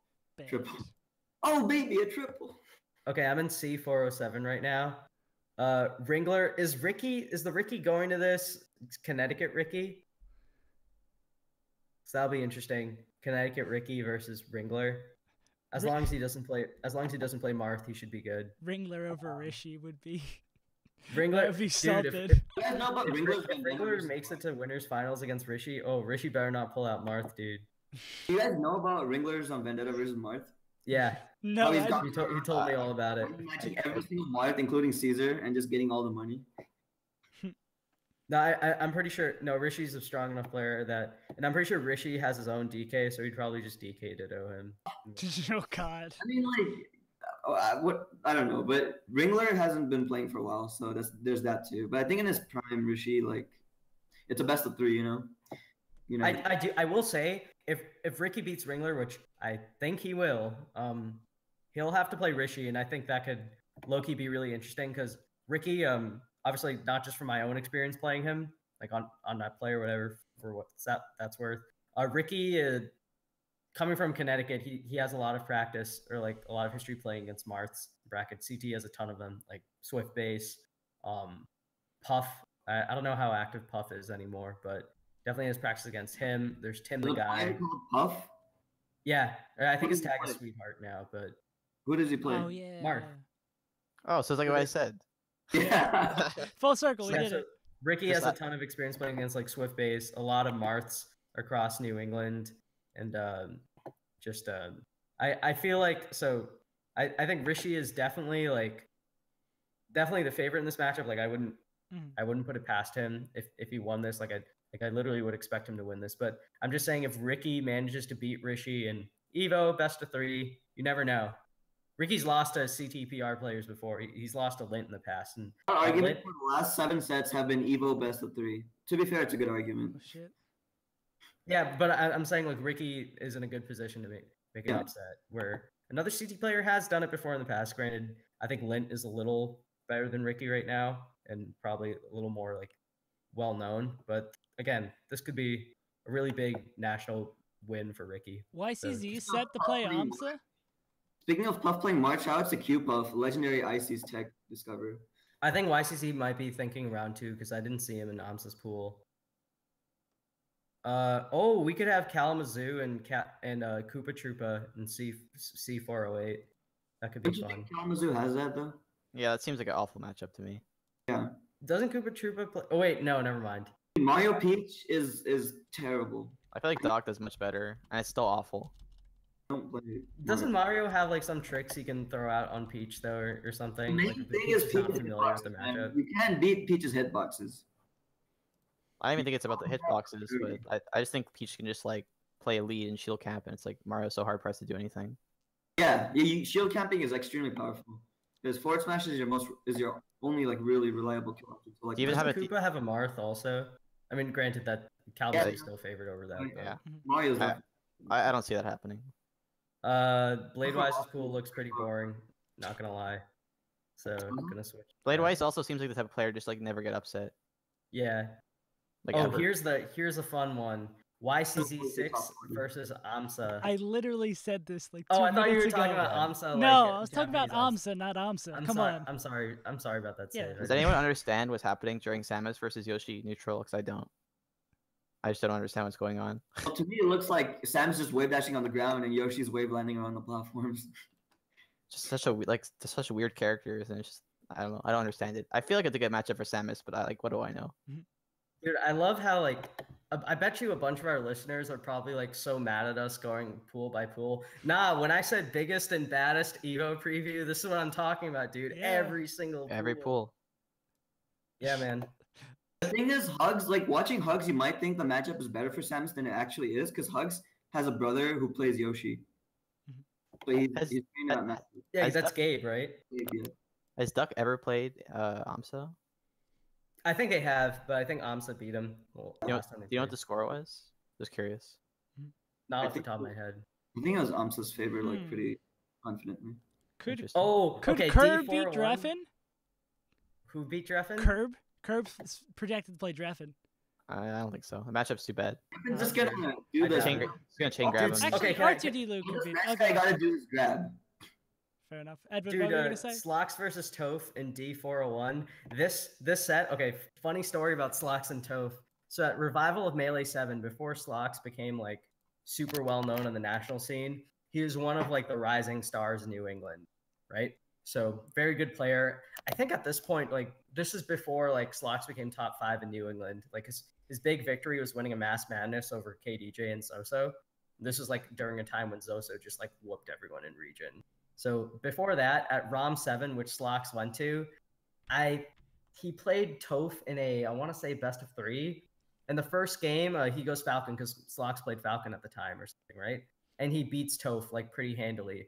The second game, he goes Marth and like he messes up like 9 FD combos. Like he'll like up throw Toph at like 10%, completely whiff the regrab and like forward smash him or something, and Toph will go flying off stage and just like die from Sounds like about right.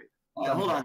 Algebra has a couple good points. So he said Curb might lose to R2D and fire. I don't think Edwin was done his story. oh sorry. Fire never coming back. Press one if you want to miss him. Banned from melee stats. All right, were you saying bad combos on FD? Yeah, but he manages to win the game by like some stupid measure, right? And at the end of the game, Toph shakes his hand and he turns to the camera and goes, "Dude, can I borrow your controller?" I wish I had the clip of it on hand. I'm sure you can find it online, but I just thought it was really funny. Just the idea of Toph complaining about like finding some like subtle John about losing to a future like nationally ranked player at the time. I mean, I think Toph, to be fair to Toph, I think he was top 100 at the time, or he was at least. Sounds like least nationally ranked or close to it. the Curb Your Enthusiasm theme would start playing after he looks in the camera and says that. Yeah. Oh, Toph has to play Motoko before he faces Slox, though. I don't know how that'll go. But okay. Alright. Where were we? Curb has to play R2D and R2D Oh is yeah, rusty. RTD could totally do that. Yo, chew that gravy, though. Can we not do my boy like that? Can we not? I think Chew's got that. Is there a reason why Gravy's playing Fox? He just gave up on He Falcon. switched to the box or the Smash box, and he's just been playing Fox. No, I know I- that, but I why asked not him- play Falcon on the box? I asked him don't about know this a what's while behind ago it. when he used to stream a lot more, and he said, I don't know if he still feels like this now, but I'm just saying based off of memory when I asked him, but he said something about like he thinks Falcon can succeed in the current metagame, but he hates how you have to play in order to win, and he just finds Fox more fun, so he plays okay. Fox. That seems fair. I really like Gravy's Falcon actually. I thought he did a lot of interesting stuff that's not talked about. His pivot's pretty insane. I've That's- never seen a player on GameCube controller as consistent besides Zane. That's some unique gameplay when he beat Axe that one time. Oh, dude, Napkins has to play Chew Dat. That's low key scary for. Actually, no, Chew is good against Peach. He won't lose. He won't lose. Yeah, I that. actually think a random Fox or Falco has a better chance than a random Peach personally. No, all right. Here's the one I was telling you guys Yeah. about. two really interesting matches. John Wick versus Jace, which I think could, which Jace has stepped it up recently. Didn't you almost beat Jace once, Fire? Oh no. Oh god. Anyway. Oh, you don't want to talk. Okay, that's Mentioning an almost win to Fire. I don't That's a mind. pretty insane gamble. What'd you say? I said mentioning an almost loss to Fire. It's a pretty insane gamble. The possible sidetrack we can go off there is huge. No, I'm not gonna go into it. But recently, at Friday Night Turnip, Jace went on a run. He beat Billy Bo Peep. He beat Mega Christmas.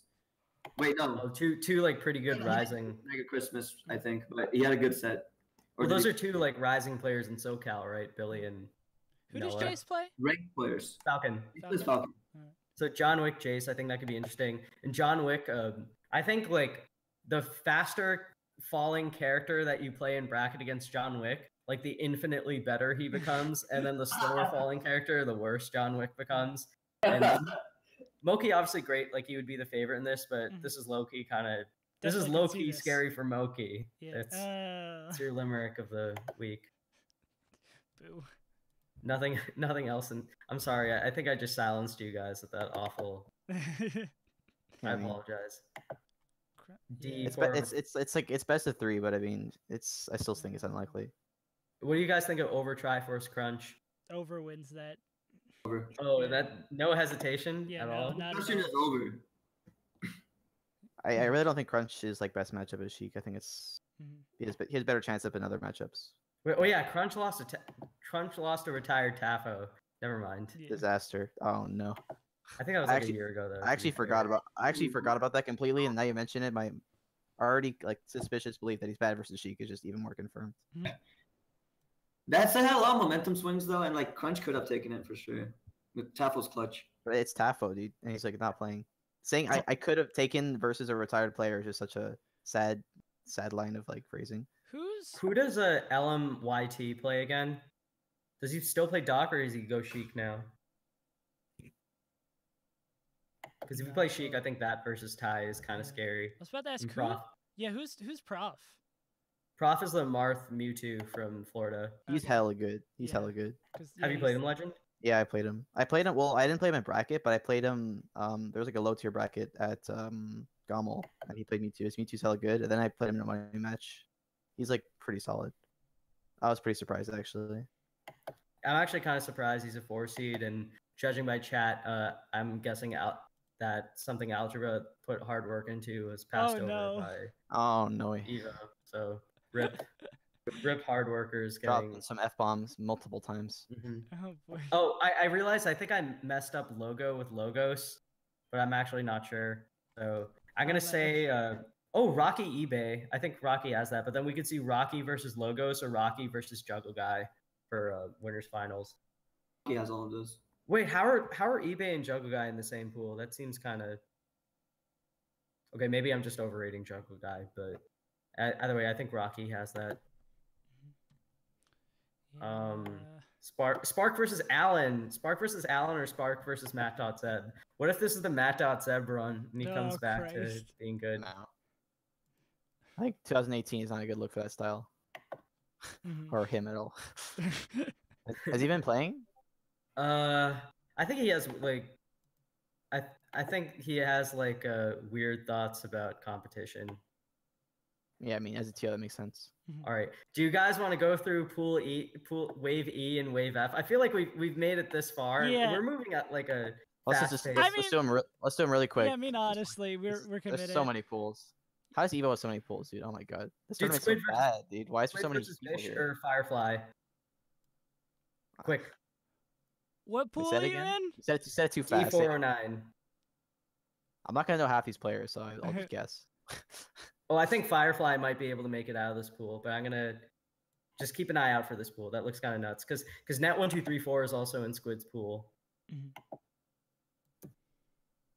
All right, damn. I feel like I actually don't think we spent too much time on this. It feels like a long time because there's so many pools, but Yeah. Yeah. We're already on like E400, right? Yeah. I mean, we talked about Puff Ices for like 10 minutes, so Dreff and Not that Quirb, bad. I think we already talked about that, Yeah, right? no. yeah, it's just not. If yeah, if no. R2 Delu doesn't beat him. which I actually think he may even be a slight favorite there. Yeah. How about Nintendo versus Sokka or Captain Jack? Depends if he plays Marth or not.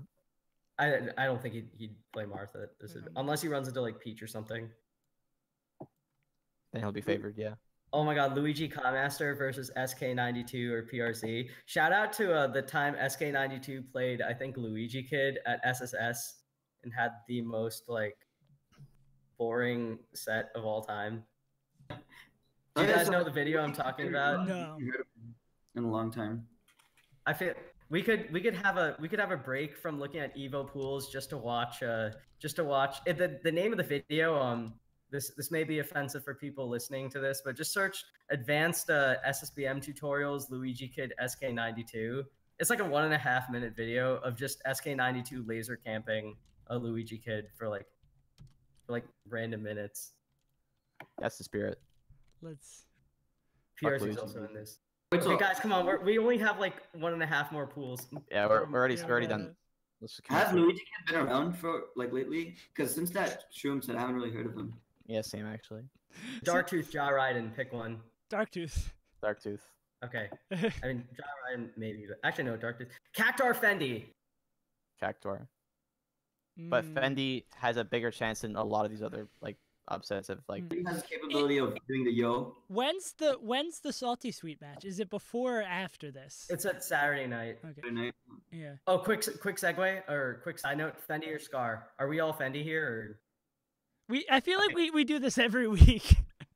I mean, or what's Legend? Where's Legend at? I don't know, and I don't really care. Sorry to those players. No, that's a fair response. I think Sick. that's an I mean, optimal response. Like, Okay, Fat Goku, Heartstrings, or Kleshka? I could see Heartstrings doing that. I can see Kleshka doing it, but Fat Goku's favored, right? Oh yeah, Clash is Wait. Pikachu, right? Yeah. wait, what's the ordering of the pool? Say it again. Fat Goku's 1 seed. Number 4 seed is some guy called Friend. I don't recognize him. My Number friend, 2. he's from SoCal. Okay. That's a it's two great Heartstrings? seg, friend. But yeah, I could see Heartstrings coming out winning this pool. Yeah, same. Yeah, and it's not like Okay, he we're doesn't almost have done. experience against Pika. I mean, it's a pretty like simple matchup if you can chain grab. Yeah. ID Mexico, Violence, and Vinod, I think, are the top, or 1, 3, and 4, or 1, 4, and 3 of the pool. I don't know who Video Waffles is, but I recognize the tag. Oh, Video Waffles is a sheik from Claremont Colleges, and he's I'm not sure how good he is now, but he's solid. He has very good fundamentals. Okay. I think Eddie Mexico's got that. Yeah. Dark Atma versus Bizarro Flame. I think Dark Atma's got Dark that. Atma. Didn't Yeah. Dark Atma like whip Kage the last time they played? Yeah. So I mean, there you go. Yeah. Calvar versus Reno. I think Calvar has that pretty solidly. Reno still got stuff. I haven't heard about him in a while.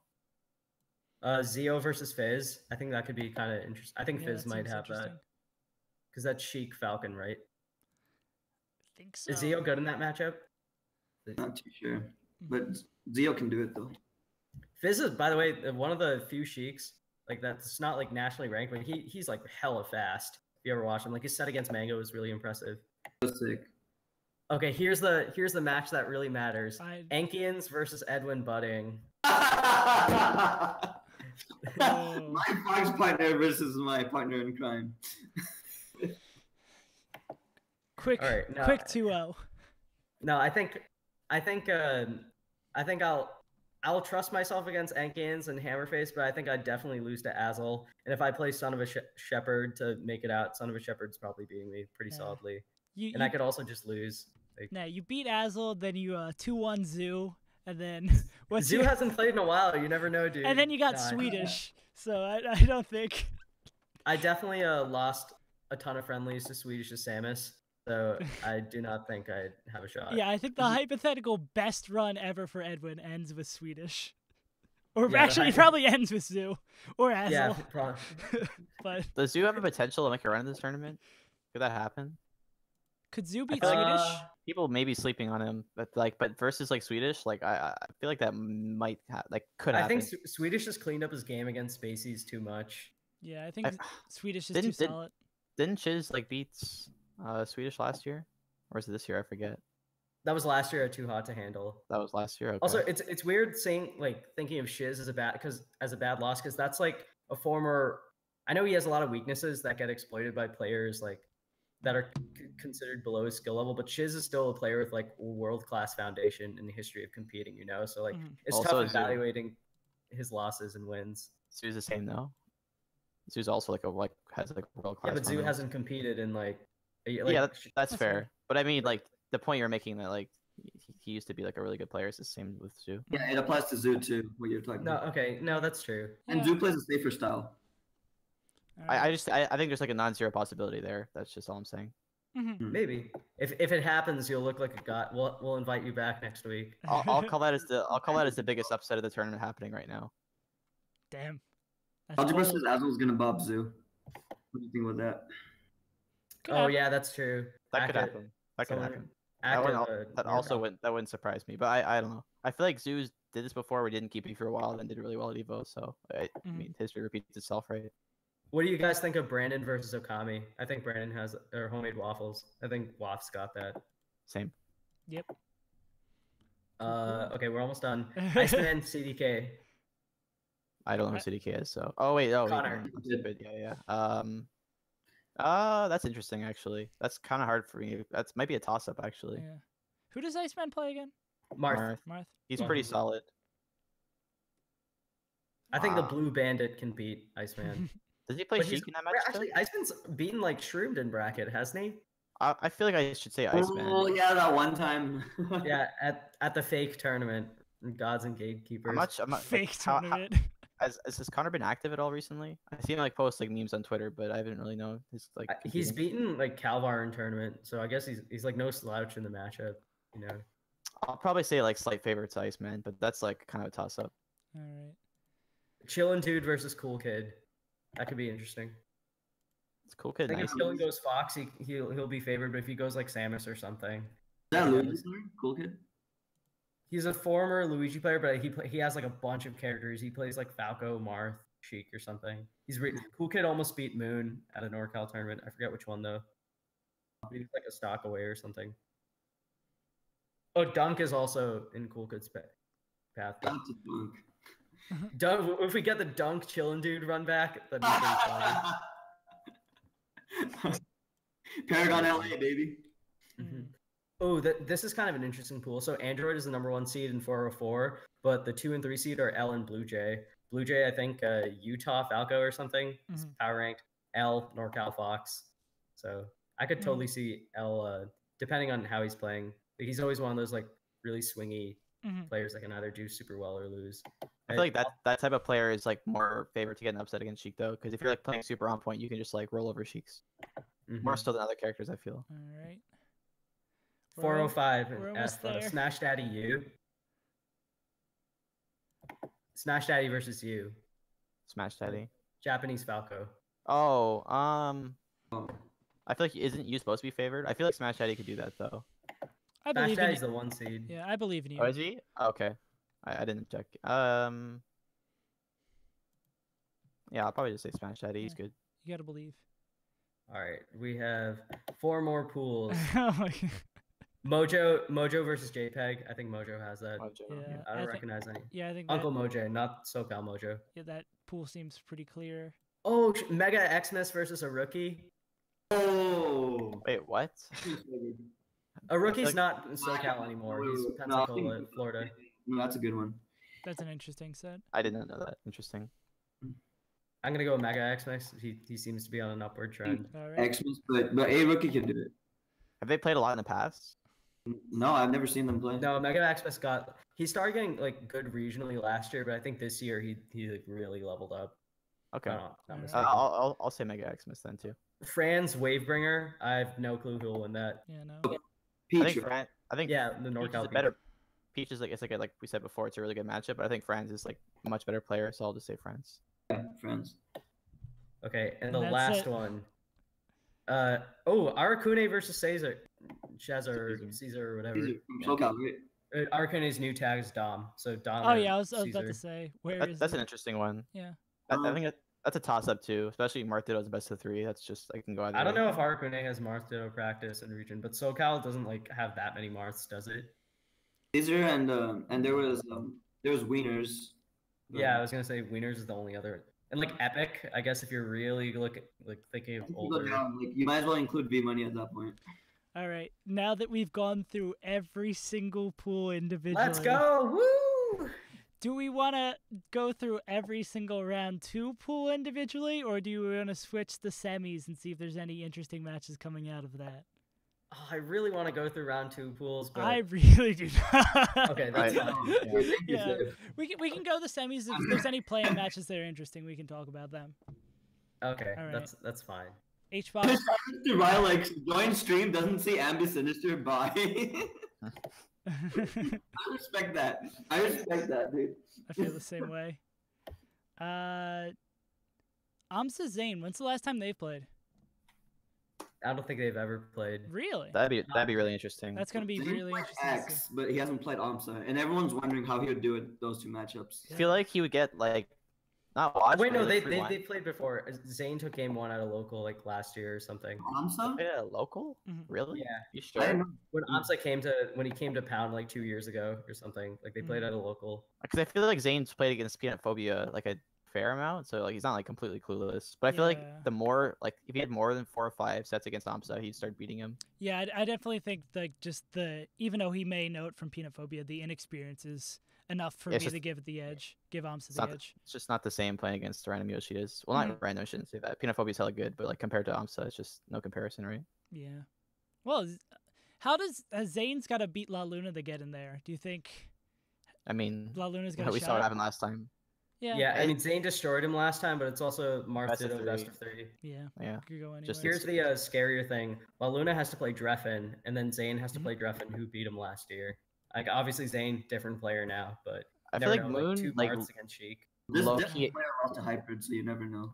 I feel like Moon, like low key, is like kind of decent against Sheik, especially recently. Like, when's the last like all of his random upsets haven't been to Sheiks? I don't feel. No, he's very good in that matchup. Yeah, but he also I beat think Swedish Dreffen- at Gommel, I think, right? Yeah. Yeah, I think so. Yeah, I he think did. it might Yeah. have to do with Swedish, actually. Maybe he has that practice. I had to play Is- Swedish and losers for 25th at Gommel because he upset the Moon. I'm pretty sure. Is Sheik Yoshi a good matchup for Sheik?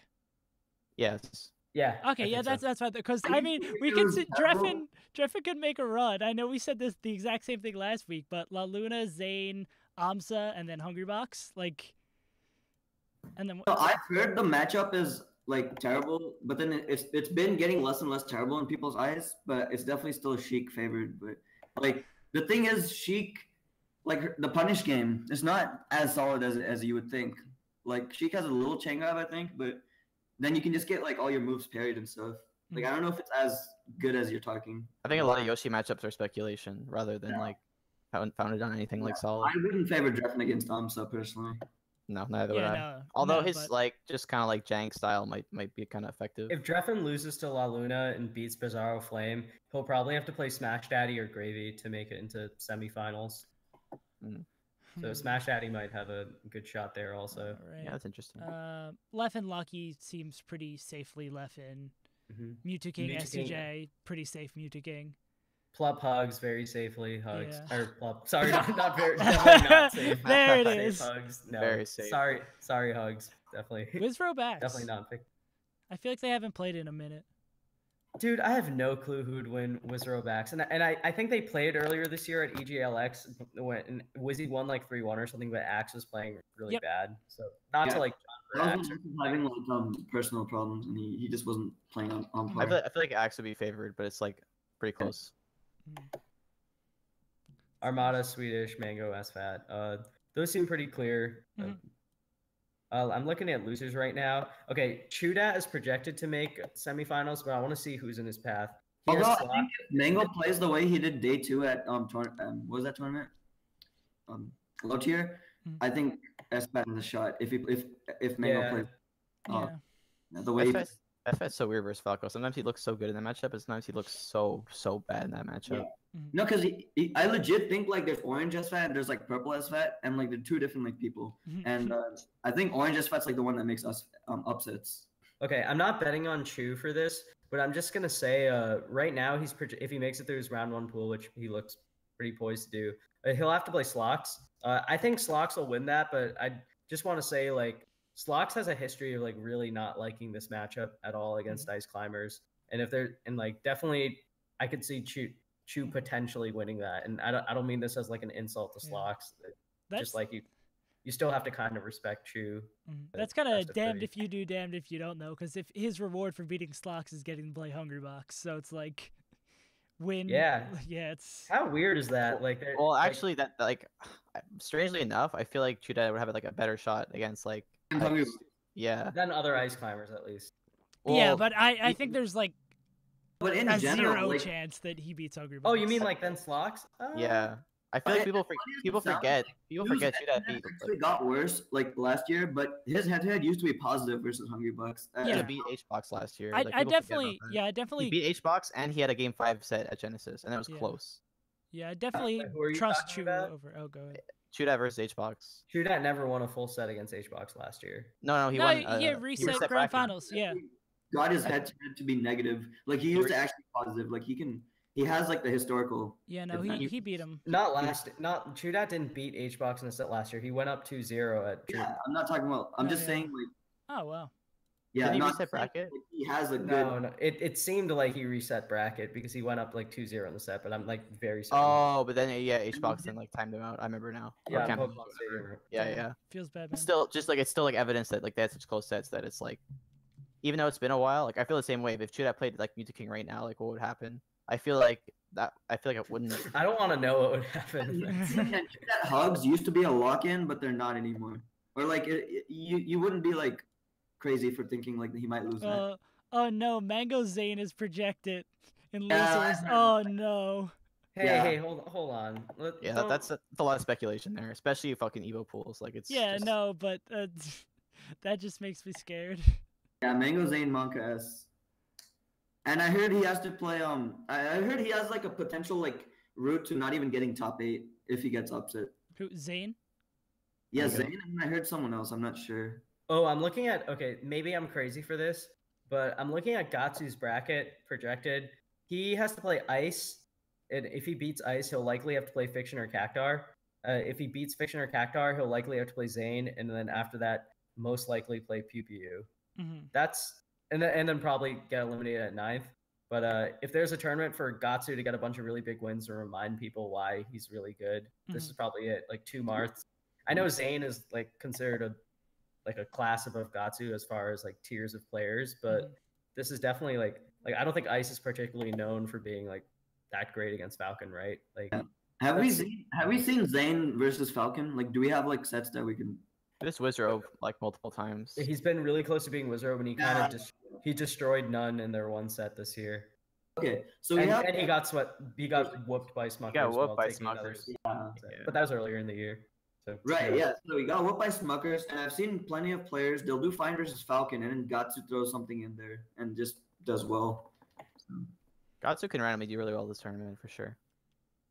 I'm looking through the rest of the projected. So I think. So what Slox's projected spot is after beating H. Oh, never mind. This is kind of tough. He's Luigi, Codmaster, and None. That's hard. Yeah, it's pretty tough. Or at least for projected. Where's Absent Page going? He's got Spark, Keizu, potentially Swedish. If he beats Swedish, then potentially SFAT or KJH.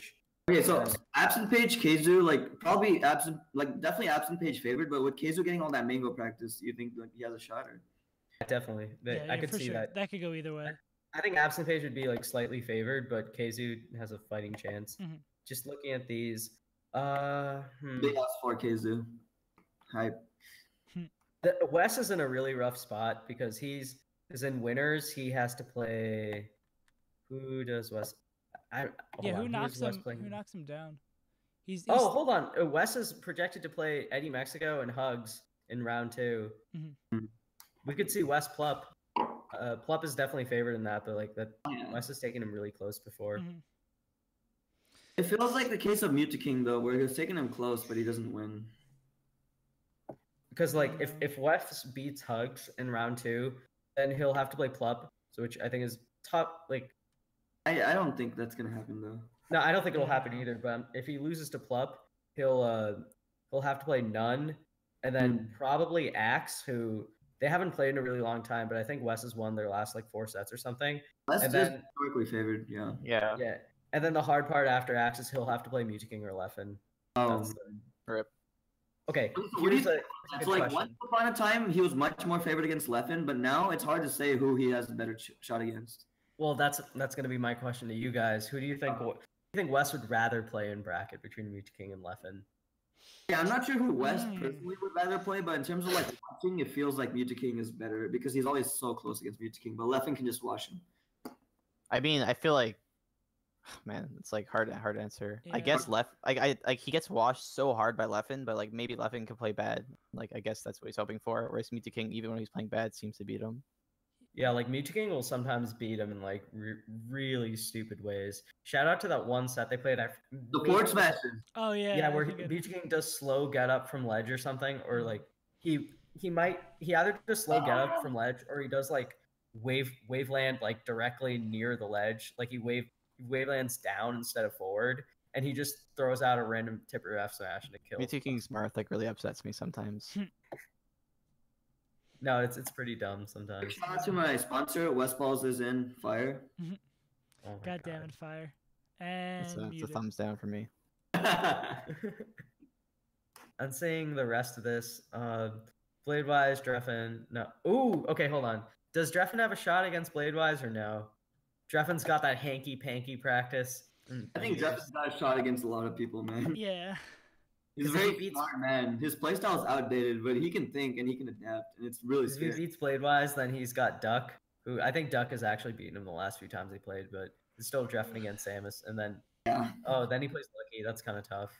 Never mind. Moki might be able to make a run. He's like one of his best matchups is Fox Dittos, and he has quite a Yeah, few he's of those really in good at Objective that. Path. Like playing KGH, Nice. Oh yeah, that's winnable. yeah, But he's for got sure winnable. Rishi actually might be Rishi. the toughest opponent there. But if he beats Rishi, he'd play SFAT, which like isn't super like Mhm. unwinnable, I don't think, especially for someone like Moki's caliber. And then he has either Absent Page or Swedish or Kalamazoo, most likely. Exactly. So like all those are like pretty decent. Like he can make a super run, but like getting past KGH is like pretty tough because he's really solid Actually, at Fox Dittos too. If Nintendo plays a Marth or if he plays Ices, sorry, not Marth, definitely not Marth. If he plays Ices, I actually think this could be a potential run from. Wait, no, he plays Swedish Delight. Then his run will be over. Is Nintendo's Marth better than Swedish Delight's Peach? I have no clue.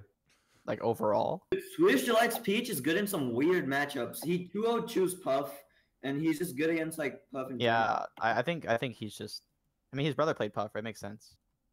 Yeah, never mind. Yeah, I just realized Swedish is in his path because I Yeah. think like Kalamazoo is one of the Peaches who actually like notoriously hates playing against Ice Climbers and He's is bad not against very, Ices. Yeah, not very good in the match. I watched him against Diz when I was like trying to help one of my friends Peach versus Ices, and he looks so sad. He just looks like he's having no fun when he's playing against Diz. He just he like nods his head, but you can tell it's a fake nod. In his head, he's just thinking like, "I hate this character. I want to die." What do you guys think of PPU Westballs? Those two kind of like their history. They take turns, kind of beating each other pretty badly. I think PPU is gonna wash him. Yeah. right now it's like Yeah. PPU favorite. Like a bad like 3 stock, and then with, like Westball switching to Fox. I think that's what would happen. Yeah, they have a history, but Pew Pew tends to wash him, as Legend just said, and he might probably Fox or something. Yeah, I think you get washed into Fox. And West switching to Fox is like King switching to Fox. I don't think it's that drastic, but It's pretty bad. Well, it it's like- depends on which has- match has a switch s- to Fox Has a similar success rate. all right. Has that ever worked for Westball switching Fox? It worked in SoCal only. For what in what matchup? Like for a while, he would be able to beat Fly with Fox. He would be able to take games from Lucky Fiction like back But, in like, back- Recently, like within the last 2 years. Yeah, no, I don't think so. Yeah, Oh, dude, scary matchup in round 2. Axe versus Android. not scary. Nah, I don't think so. I don't know, I don't think Android. that's Android's beating him. Android's Yeah, beating him. no, but Android is a shell of his former self currently. I think Android. Android is, just like- got ninth at LTC. Who That did doesn't he mean he's a beat? shell. I think Axe is significantly like, better in the no Sheik matchup one. than he used to be. Yeah. Yeah, but where's him being a shell of his form? He beat he didn't beat like anyone amazing. Like he beat a rookie. He got close to beating none. He beat Albert and Mojo. Kind I of got destroyed by Absent. I mean, I don't think that's anything crazy for Android.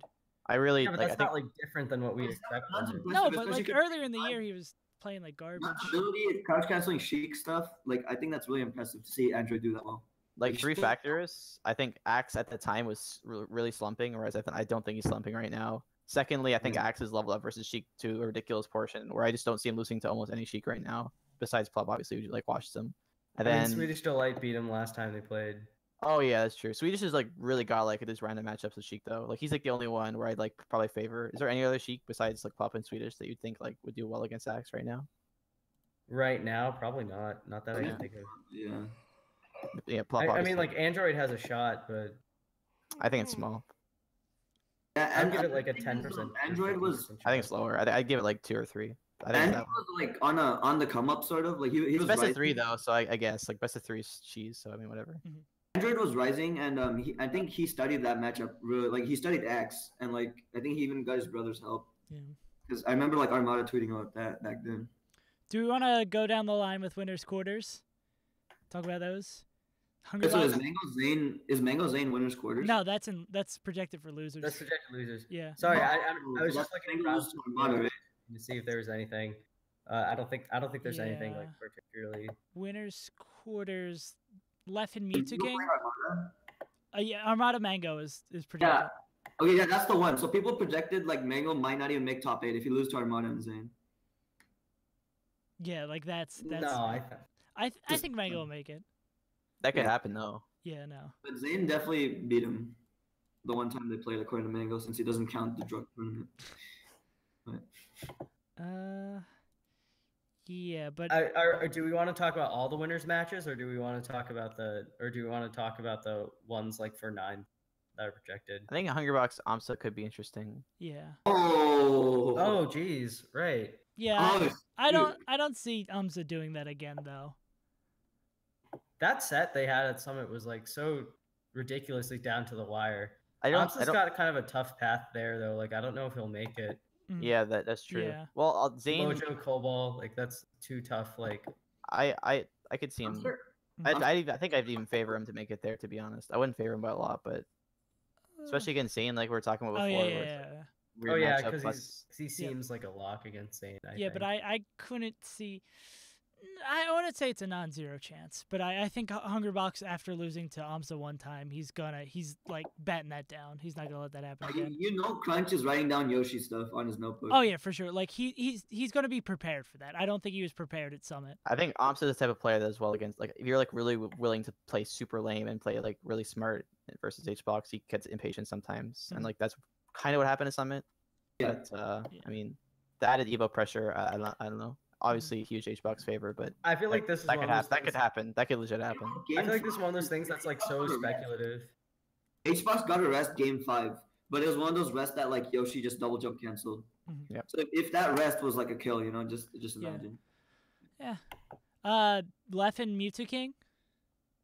I think Mewtwo King's favored, but this is basically a coin flip. Yeah. So sad to say, but I think Mewtwo King's favored. It hurts my heart to say that. Smart Fox, dude. What do you think the chances are that Leffen will pull out like Sheik or Marth on FD against Mewtwo King? Zero. Oh wait, no, this is best of 3. Yeah, 0. Yeah. Never mind. Actually, no FD makes it more Leffen favored, I think. Oh yeah, that's Oh, true. that's- Yeah. That's a good And point. also Armada Amsa being best of 3. I actually kind of forgot this is best of 3. LOL Evo makes this more likely to rank like Ramos set. Can't I think counterpick. Leffen's also dropping out of DBFC because they scheduled his his schedule would have been in such a way where he couldn't practice, Couldn't where he'd have practice. to like literally go into playing bracket matches for Classic. Melee. Mhm. So I mean, it's hard to avoid, especially so many pools, but yeah, that makes sense. I think Mewtwo King's still favored, but pretty much to it. I think it'd be- Yeah, that's- It'd be more coin flip. favored, but now that it's like I realize best of 3, it's essentially a coin flip, if not Leffen favored, in my opinion. Flop Especially Wizard. Leffen I coming don't- off like a pretty decent performance. Yeah. I don't No think FD, Wizrobe no has a shot. I don't think he has a chance at all. No, That Plop, used to look a lot harder than it does now, though. Plop, Like I remember. Plop annihilates Falcons now. It's gross. Yeah, but I mean, the two have gone really close before. Like Wizard's taken him in Game 5 and stuff. I know It's a that. while ago. I know that's not like the same thing as winning, but Mhm. definitely the- Wizard is a much better Yeah. player now than he When's was. the last time Plop's lost a game or more than one game to a Falcon? I'm He pretty lost sure it was one to to Wizard. none. He lost one to Wizrobe. When did he lose 2 games to Wizrobe? When? Cool.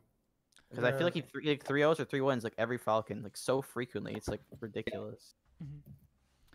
Wizrobe also like plays with Mewtwo all the time. I know Mewtwo's not exactly the most like I don't see it happening. reliable against Falcon now. I think that's even less likely than Hamza beating Hungrybox. Also beating Hungrybox is like a huge that's so speculative though, because like we barely see those two play that much like when it matters now, and like the time they played this year, AMSA won, so like we don't have much to go off of. But there's less data, so it makes it more random, which makes it like effectively more possible than flop beating Wizard, which we've seen it a million times. Okay, yeah, I just looked it up now. So at EGLX, Plub 3-0'd him, but at Smash Summit 5, Wizard took him to Game 5. Oh yeah, that's true. I forgot about that. But that was a bit ago. But yeah, that's true. And then Armada Mango. Mango can win that. I think Armada is definitely a safe bet. Yeah. Yep. How do you think the best of 3 affects the Mango Armada matchup? So there's no FD, but like, do you think it's as effective as like Mewtwo not having FD? It's less of a big deal, but it's still a big deal. But I feel like Mango's win percentage on FD is quite low against Armada. Right. So it increases, right? Yeah. Especially if I Mango think wins it might game help one. Mango because no FD is like that's completely off his mind, because the other stages like they all look doable for Mango. So like, not gonna play like a random character on FD because he's like, I don't want to play the stage. That's something he doesn't have to worry about. Because he does that like surprisingly frequently against Armada. Like he'll just like Marth or Falco or Falcon or something stupid, and then. Okay, so he's gonna go Falco. He's gonna ban FD. So Armada could go Dreamland. And if Mango Probably will go Dreamland and he'll just stay. That's what I think will happen. you think he'll Yeah, stay? I don't think for Mango I think he's pretty comfortable wherever, honestly. He'll definitely ban FD though for sure. Yeah, outside of I've FD. heard speculation of maybe like Fox switch just for Dreamland because it sounds like a good idea on paper, but I don't think it's gonna happen. Yeah. But it might. I mean, who knows? It's hard to predict. he did it against HBox. Then Mango's unpredictable. That's a really different matchup, right? It's not even close to the same. Oh, poor Duck. I'm looking at his losers run, and it looks doable. Like he has Squid, Bladewise. Yeah. Oh, we might see Duck Bladewise. We might see Bladewise's like decade-long streak against Samus end. This is one of the lesser-known streaks in Melee history. Bladewise has never lost to a Samus. That's cool. really, dang. I mean, granted, like it's like I don't know how many great Samuses there are in Washington, but Bladewise has always beat Hugs when they play. So He's never like ran into like Plup. no, he's never played Plup Samus, and so I mean you can only take that for what it's worth. And I miss Plop Samus, dude. Me too. For me, it's right after Mango's Puff. It's Plup Samus in terms of like really sick floaties. Oh, sorry. Yeah, I remember what I was saying. So Duck has to play Squid, Bladewise. If he beats him, then he has to play Lucky. If he likely beats Lucky, then he has to run to S2J. And then if he miraculously beats S2J, he has to run to Wizrobe anyway. Oh no! Poor Duck. The Falcon is in his way. That's like having like a gun to your head, and then if you somehow like dodge the bullet, there's just like a Like- nuke landing on you. Yeah, there's a nuke just like right above you, and you're like, oh well, I'm dead. Poor Duck. I feel that's like a 0% chance. I wouldn't even give it 0.001. It's like that likely, sadly, as much as I love Duck. The one set he took against Falcon was against Nun, and this is a Nun who's stressed by like all the Nicaraguan things. So Yeah. Oh no! If Leffen beats Mewtwo King is projected to play Axe. Oof. Oof, the buff coming out. Edwin's favorite topic. I can't not mention that one, dude. Yo, Legend. So how did It's you just- what do you think of Mewtwo King's Puff versus Axe when it happened?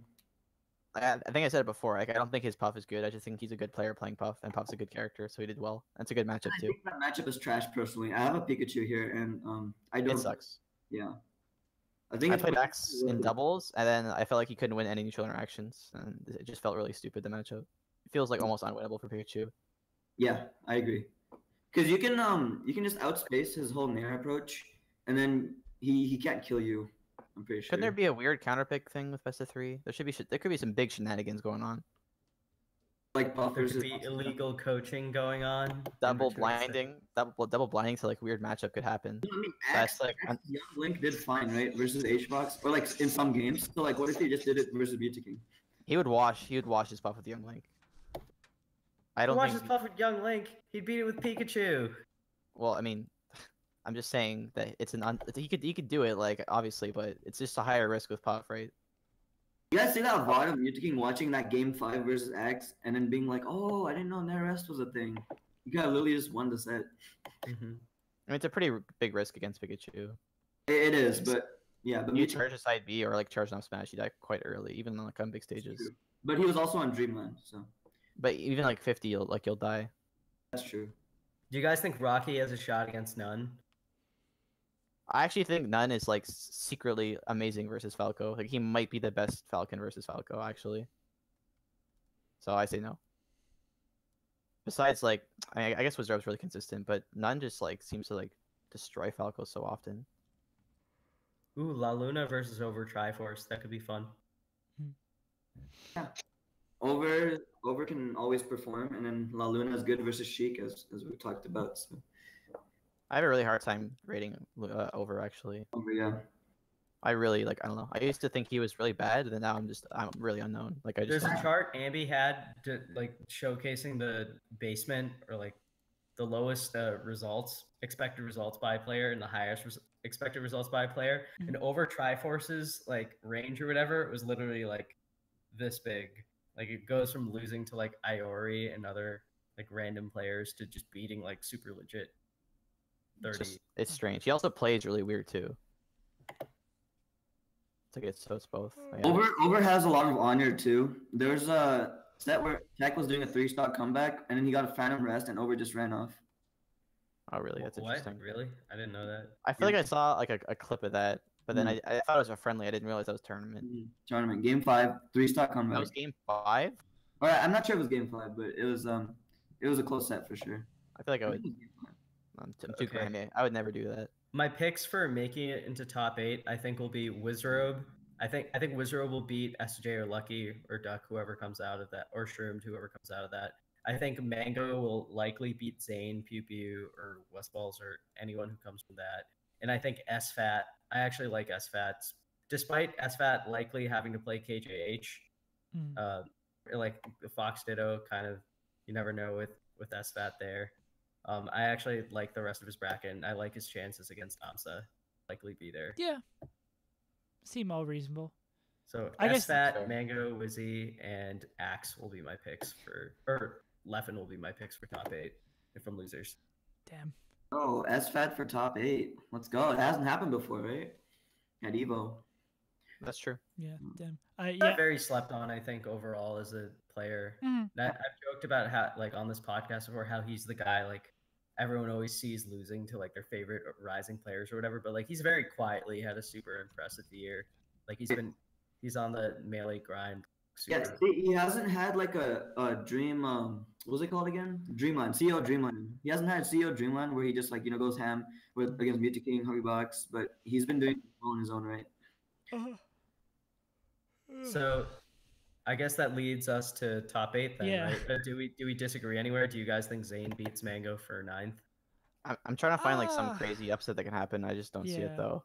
I feel like every year like some weird person gets top 8, but I just don't see one happening this year. Unless like I don't know, unless some really big shenanigans happens in quarters where like Amsa or something gets upsets HBox, but I don't know. It seems unlikely. The top 10 seems so like defined. Like other than like maybe Zane losing Marth Dittos early or something, it just feels so unlikely that like because even if like Zane loses to PPU, I still feel like Mango would be pretty heavily favored versus PPU. Yeah, I just think like there's a Mango versus PPU because their sets are always insane. Like Mango, they have close sets. They're close, but like has PPU even ever beaten Mango?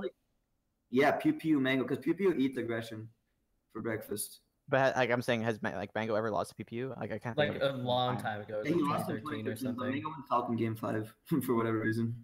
Yeah. Okay. But still, like their sets are really close, and if Mango's even like a tiny bit off, he's losing. Like the only like tiny potential like weird top 8 is getting PPU somehow getting there, but he had to make a ridiculous run, beating both like Zane and Mango. But that would be like the one I could see like tiny percent chance happening. Okay, see, that would be nuts, but it is more possible than a lot of upsets that we're like seeing. Yeah, I agree.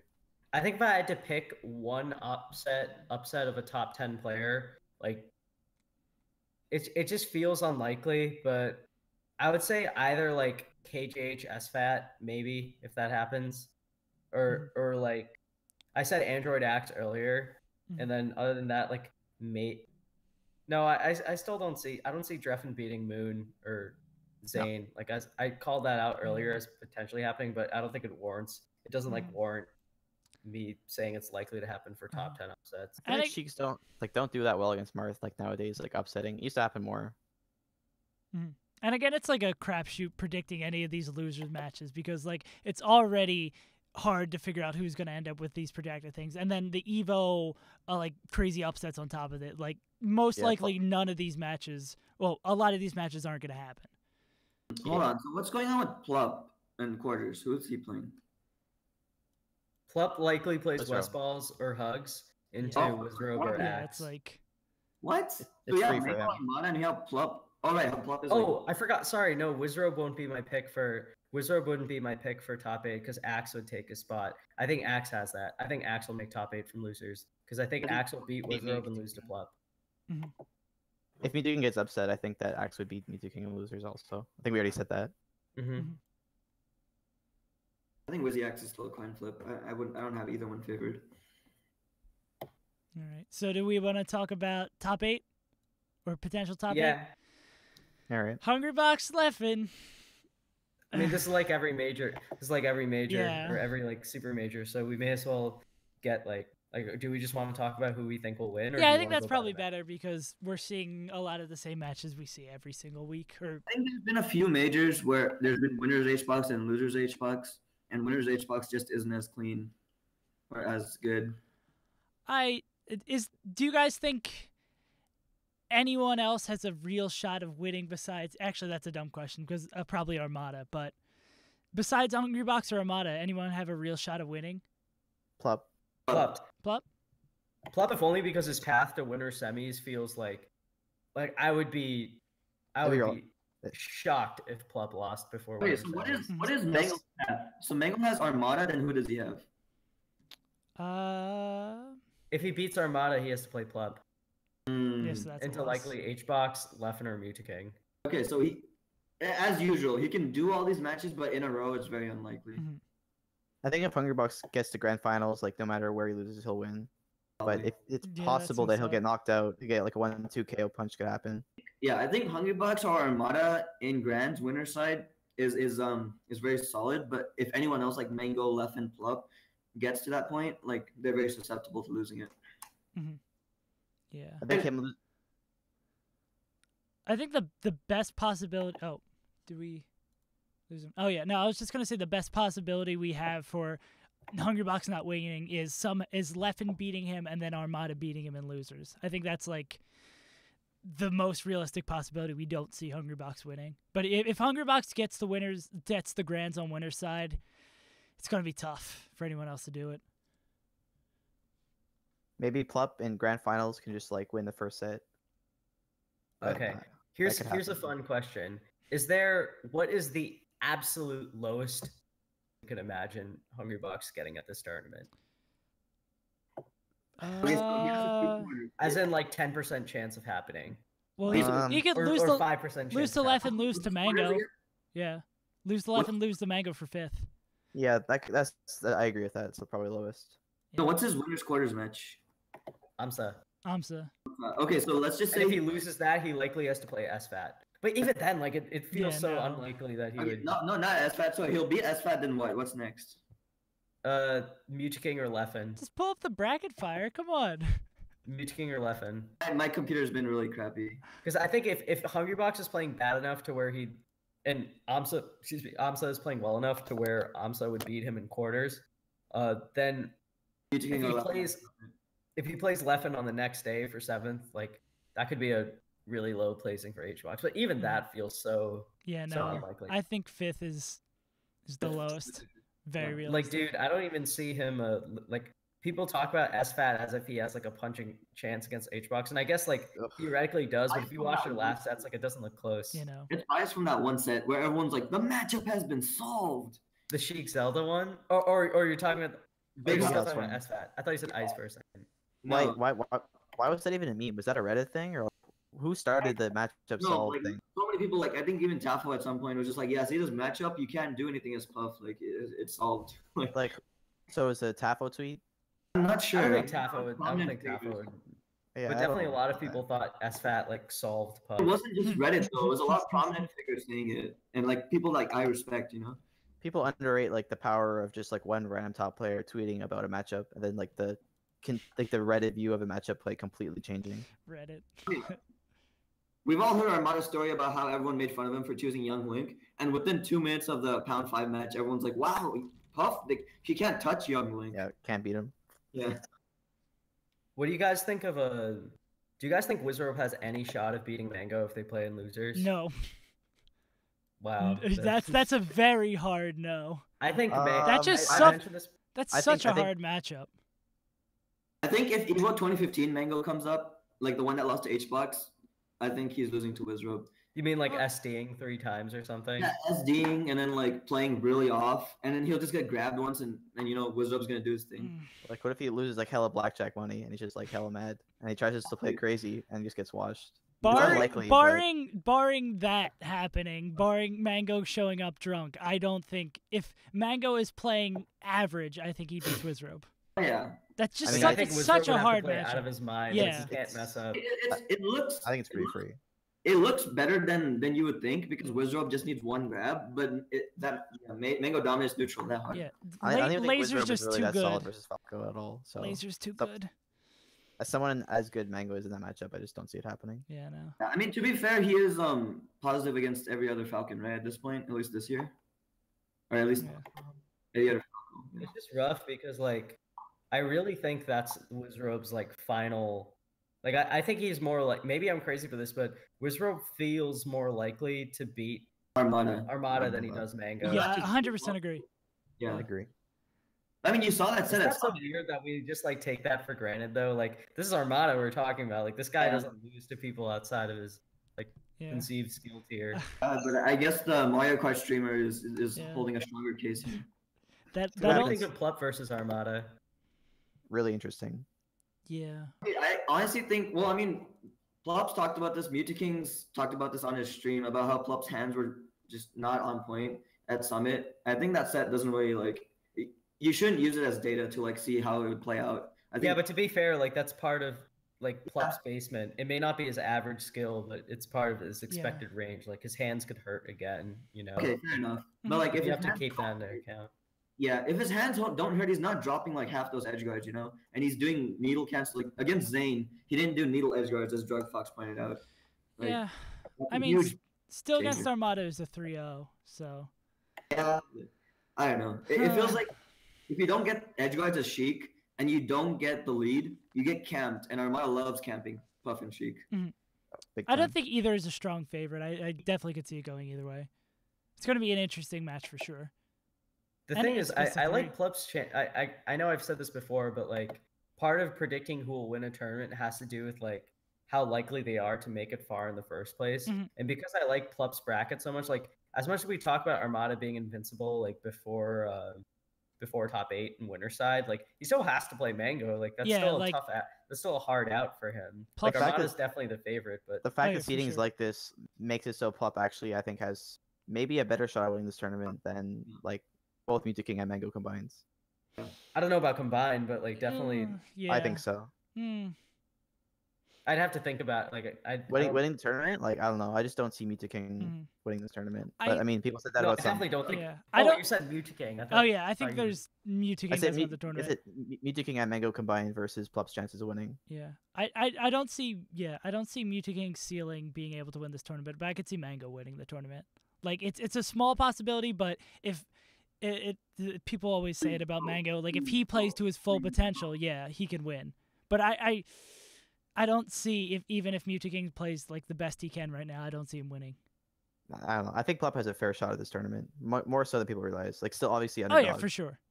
But Like like Plup Mango and Plup Armada feel like coin flips to me. Yeah. And then against HBox, he's probably a slight underdog, or like a decent underdog, but it's doable. Yeah, just for the fact that Plup has a possibility of taking 2 sets off of Hungrybox, I think that's a huge plus next to his name for winning. I think he needs to like wash HBox in winners if he plays them. Just like completely wash him, and then maybe HBox like plays like crazy in grand finals, but I don't know. It's tough. Or HBox gets washed by him in winners finals, and then Plup doesn't have to play him again because he plays Leffen or something. Yeah, Yeah, that would be exactly. that'd be like the best path for Puff to win, obviously. All right. All right. Do we want to do final predictions? Who's going to win EVO? Yeah, let's do it. Fire. Mango. No surprise. All right, Fire. What's your path for Mango, and how does he win? Everyone else Well, drops he out. has to be Armada day two Mango. Very risky, but it is possible, as you guys said. And then he's playing Plup or who's Plup? Yeah, Plup or you'd Wizzy or have Axe? Okay, so that's a coin flip, but he can beat Plup. And I think if he makes it that far, it's day 3, and it's gonna be a little different because I know it's John's, but at Genesis, like it was like super late and he wasn't really feeling it, and you could tell after like game 3 of his set. But I mean, obviously you don't want to discount Plup, but if he does manage to pull that off, he probably has H-Box, and so Mango H-Box, the first one, very convincingly Mango's favor for games 4 and 5. The second set, H-Box stayed more in the air and didn't get as impatient. And the thing is, Mango would turn H-Box around with lasers, and H-Box didn't panicked the first set, but he played that much better the second set. But I also know Mango's he has that Puff intuition, so I could see him being a bit more patient than normal at EVO. Like he's been practicing Marth and other characters a little bit on stream, which means he's practicing dash dancing, changing up his timings instead of just going in all the time. And I could see him even if H-Box is patient, doing rather solid. And you never know, maybe he's gonna go Fox on Dreamland or something, throw H-Box off. That's the thing, H-Box and Armada, if Mango switches characters, he's more likely to adapt to his own character than they are to the matchup. So he can do that, even though it's not the most likely thing. And then if he's in Grands, he might drop a set and then win. But it is unlikely though. I'm not gonna Grand. Legend, who do you got? I mean, I have money on Plup winning, so Well, fair enough. Edwin? I have good odds though. So I would have said Plup just because I think I just think the fact that he's basically guaranteed for winner side of top 8 is immensely valuable. yeah, because someone one of the gods might get upset, then which makes his possible run much easier. And even his winner semis, and winners, his potential winner semis against either basically Mango or Armada guaranteed. Those are both coin flips, so that's already what, a 50. If you take him going to a top 8 from winners for granted, that's what, a 50% shot at making winners finals. Yeah, if there's ever a time for Plup to do it, it's right here, right now with this seeding. If you look at pure 2018 results, Plup is favored versus Mango and Armada. Yeah, but Hungrybox is the big. Yeah, I think it's Hungrybox. Yeah, But it'll all come down to that. I think if Plup makes it to grand finals, I think H-Box would reset, and then I think Plup can do some if he had a balance of his Fox and his Sheik, because like I said, H-Box doesn't adapt as fast as the Mango, for example, does with his characters. If Plup can manage to pull it off. What stage would he play Sheik on though? FOD. What else? Plup's Fox kind of loses badly on FOD. Maybe FOD. Yeah, I'd be but Yoshi's Fox is really well. I think he might have a winning record on the stage against H-Box overall. That does bring up a good point that Hungrybox, if Hungrybox comes into day 3, where he probably will be a winner semis, he's only going to be playing Foxes probably, maybe Sheik against Plup. So he's just need money to coach Amsa, and then he'll make it to day 3. Yeah. I said this for a while, where I think having the Sheik for one stage would be pretty strong, but I think just doing half and half would be too tough for Plup. But starting the set as Sheik and then switching to Fox afterwards, I think would be super doable. And winning that first game on FOD would be nice, because recently he's been really struggling. Yeah, but I mean Yoshi's too, because Plup used to go to Yoshi's, but I actually don't think he's favored there. There's a reason he's been picking Pokemon a lot and FD, instead of Yoshi's. Yeah, that's true. I mean, I'm just probably biased from the DreamHack tournament where he looks super strong on the stage. Yeah, no, not anymore. It's been heavily. Yeah, it's been pretty rip recently. Yeah. So Edwin, your Plup as well to take the event. I think it's Plup also because just if I can talk about this for a moment, even though Amsa and Hungrybox is a big question mark, the fact that we're even discussing what Amsa's chances are in that set shows that I believe that it is enough of a concern for me to think that Amsa is a bigger threat for a Hungrybox entering top 8 from winner's side to to Hungrybox at least, than literally anyone in Plup's path. And maybe I'm wrong about this. Maybe Westballs beats Hugs and then out of his mind and beats Plup in best of 3. Like stranger things have happened. Prince Abu has beaten Plup last year. So in one of the most strange performance art sets of Melee I've ever seen in my life. And Mango chance to make sure he beats Abu. That was really funny. Was it like a 3 stock and then Abu wins the next 2 games? It was a 4 stock. It was a freshman 40. It was a freshman 40 into losing in the dumbest way. Melee's dope. Plup being my favorite player and being a Puff player, that set hurt my soul on multiple levels. Like the first game, he actually beats Abu through a wall. It's brutal. Like after I saw the first game, I thought, well, there's literally no point. Yeah, you just turned off, switched to another stream. The style, like the way he plays, is just like, if he's gonna usually when he wins, he just wins so one-sidedly that it looks hilarious. But that style is like not nearly as consistent as the style that the Swedes play. Yeah. Can I say something real quick about the metagame and about Melee? So, sure. We had, our most recent years, we had the documentary, whatever, and people started watching Melee, and we had the haters talk about how it's the same thing, same people winning, same characters, etc. Shout out to Amsa. His first tournament was EVO 2013, where he took a game off Mutaking with Yoshi. And now we kind of take it for granted, Amsa is playing Yoshi. We have Peanut Phobia, we have this other Yoshi with Nesmod God, we have that Yoshi in Europe. Avalanche, Nebby. Yes. Nebby. Exactly. And we have is that the Japanese one? No, Nebby is, you're thinking of Plata. Nebby is Avalancer or whatever. And then we have another Yoshi in Japan. But 2013, the last really big Yoshi was Fumi. And then we have Amsa coming in, taking a game from Mutaking. Mutaking talks about how he's a good player, and everyone speculates about how well he can do. Comes to Apex, gets 9th, and then Kings of Cali beats Mutaking. And at this point, we're all wondering, because at FD he got reverse 3-0'd by everyone. We're all wondering if he's just a gimmick, but no, he just keeps on improving. Comes to Apex, takes Mango to game 5, and then now we live in a world where Amsa is top 10, solidly. Amsa has beaten the #1 player in the world, Hungrybox. I speculated about Yoshi Puff. You could say whatever you want, but if we're talking about the metagame, no one would have seen this coming. Melee is constantly changing. Shout outs to Melee. All right. Yeah. That's I love that. It's fire. I think it's super sick, but I really don't like Yoshi as a character. I wish it was a different character, but that's just my take on that. But that's what I'm saying, though. The fact that we have Yoshi haters, back in the day, everyone's like, "Oh my God, I'm such a gift from YouTube. What? Now we're like, oh well, Yoshi Sheik's not that bad. But just think about where we came from. Right? I thought Yoshi was fine until I actually played Amsa and realized how lame the character actually is. And I realized it's actually just the least interactive thing I've ever played. It's something for sure. One of my friends who will remain unnamed referred to Yoshi as a PM character in Melee, which I thought was pretty funny. That's a decent way to put it. Shout to Vectorman for sure, as Algebra put. But in terms of the big scale, Fumi was beating Corius from back in the day, I think, and just doing things. But and then Amsa was the real big one after that. Vectorman's good. But do we have any more closing thoughts on EVO? Any more predictions anyone wants to make? Save, you didn't give your pick. I'm gonna go as I always go with the safe pick and say Hungrybox, because Hungrybox is really good. And I mean, it's he's favored against everyone. If Armada was the big question mark, and then after this weekend, it's a lot less of a question mark against Armada. If Hungrybox makes it to Grands on winner's side, I think he wins 100% of the time. Well, 95% of the time. Give myself a doubt. I agree with that. Yeah. I'll say that I think if Plot makes it to the grand finals, there's a high chance he'll get reset, probably 3-1, and then win 3-2. That's my a very bold prediction. Fire.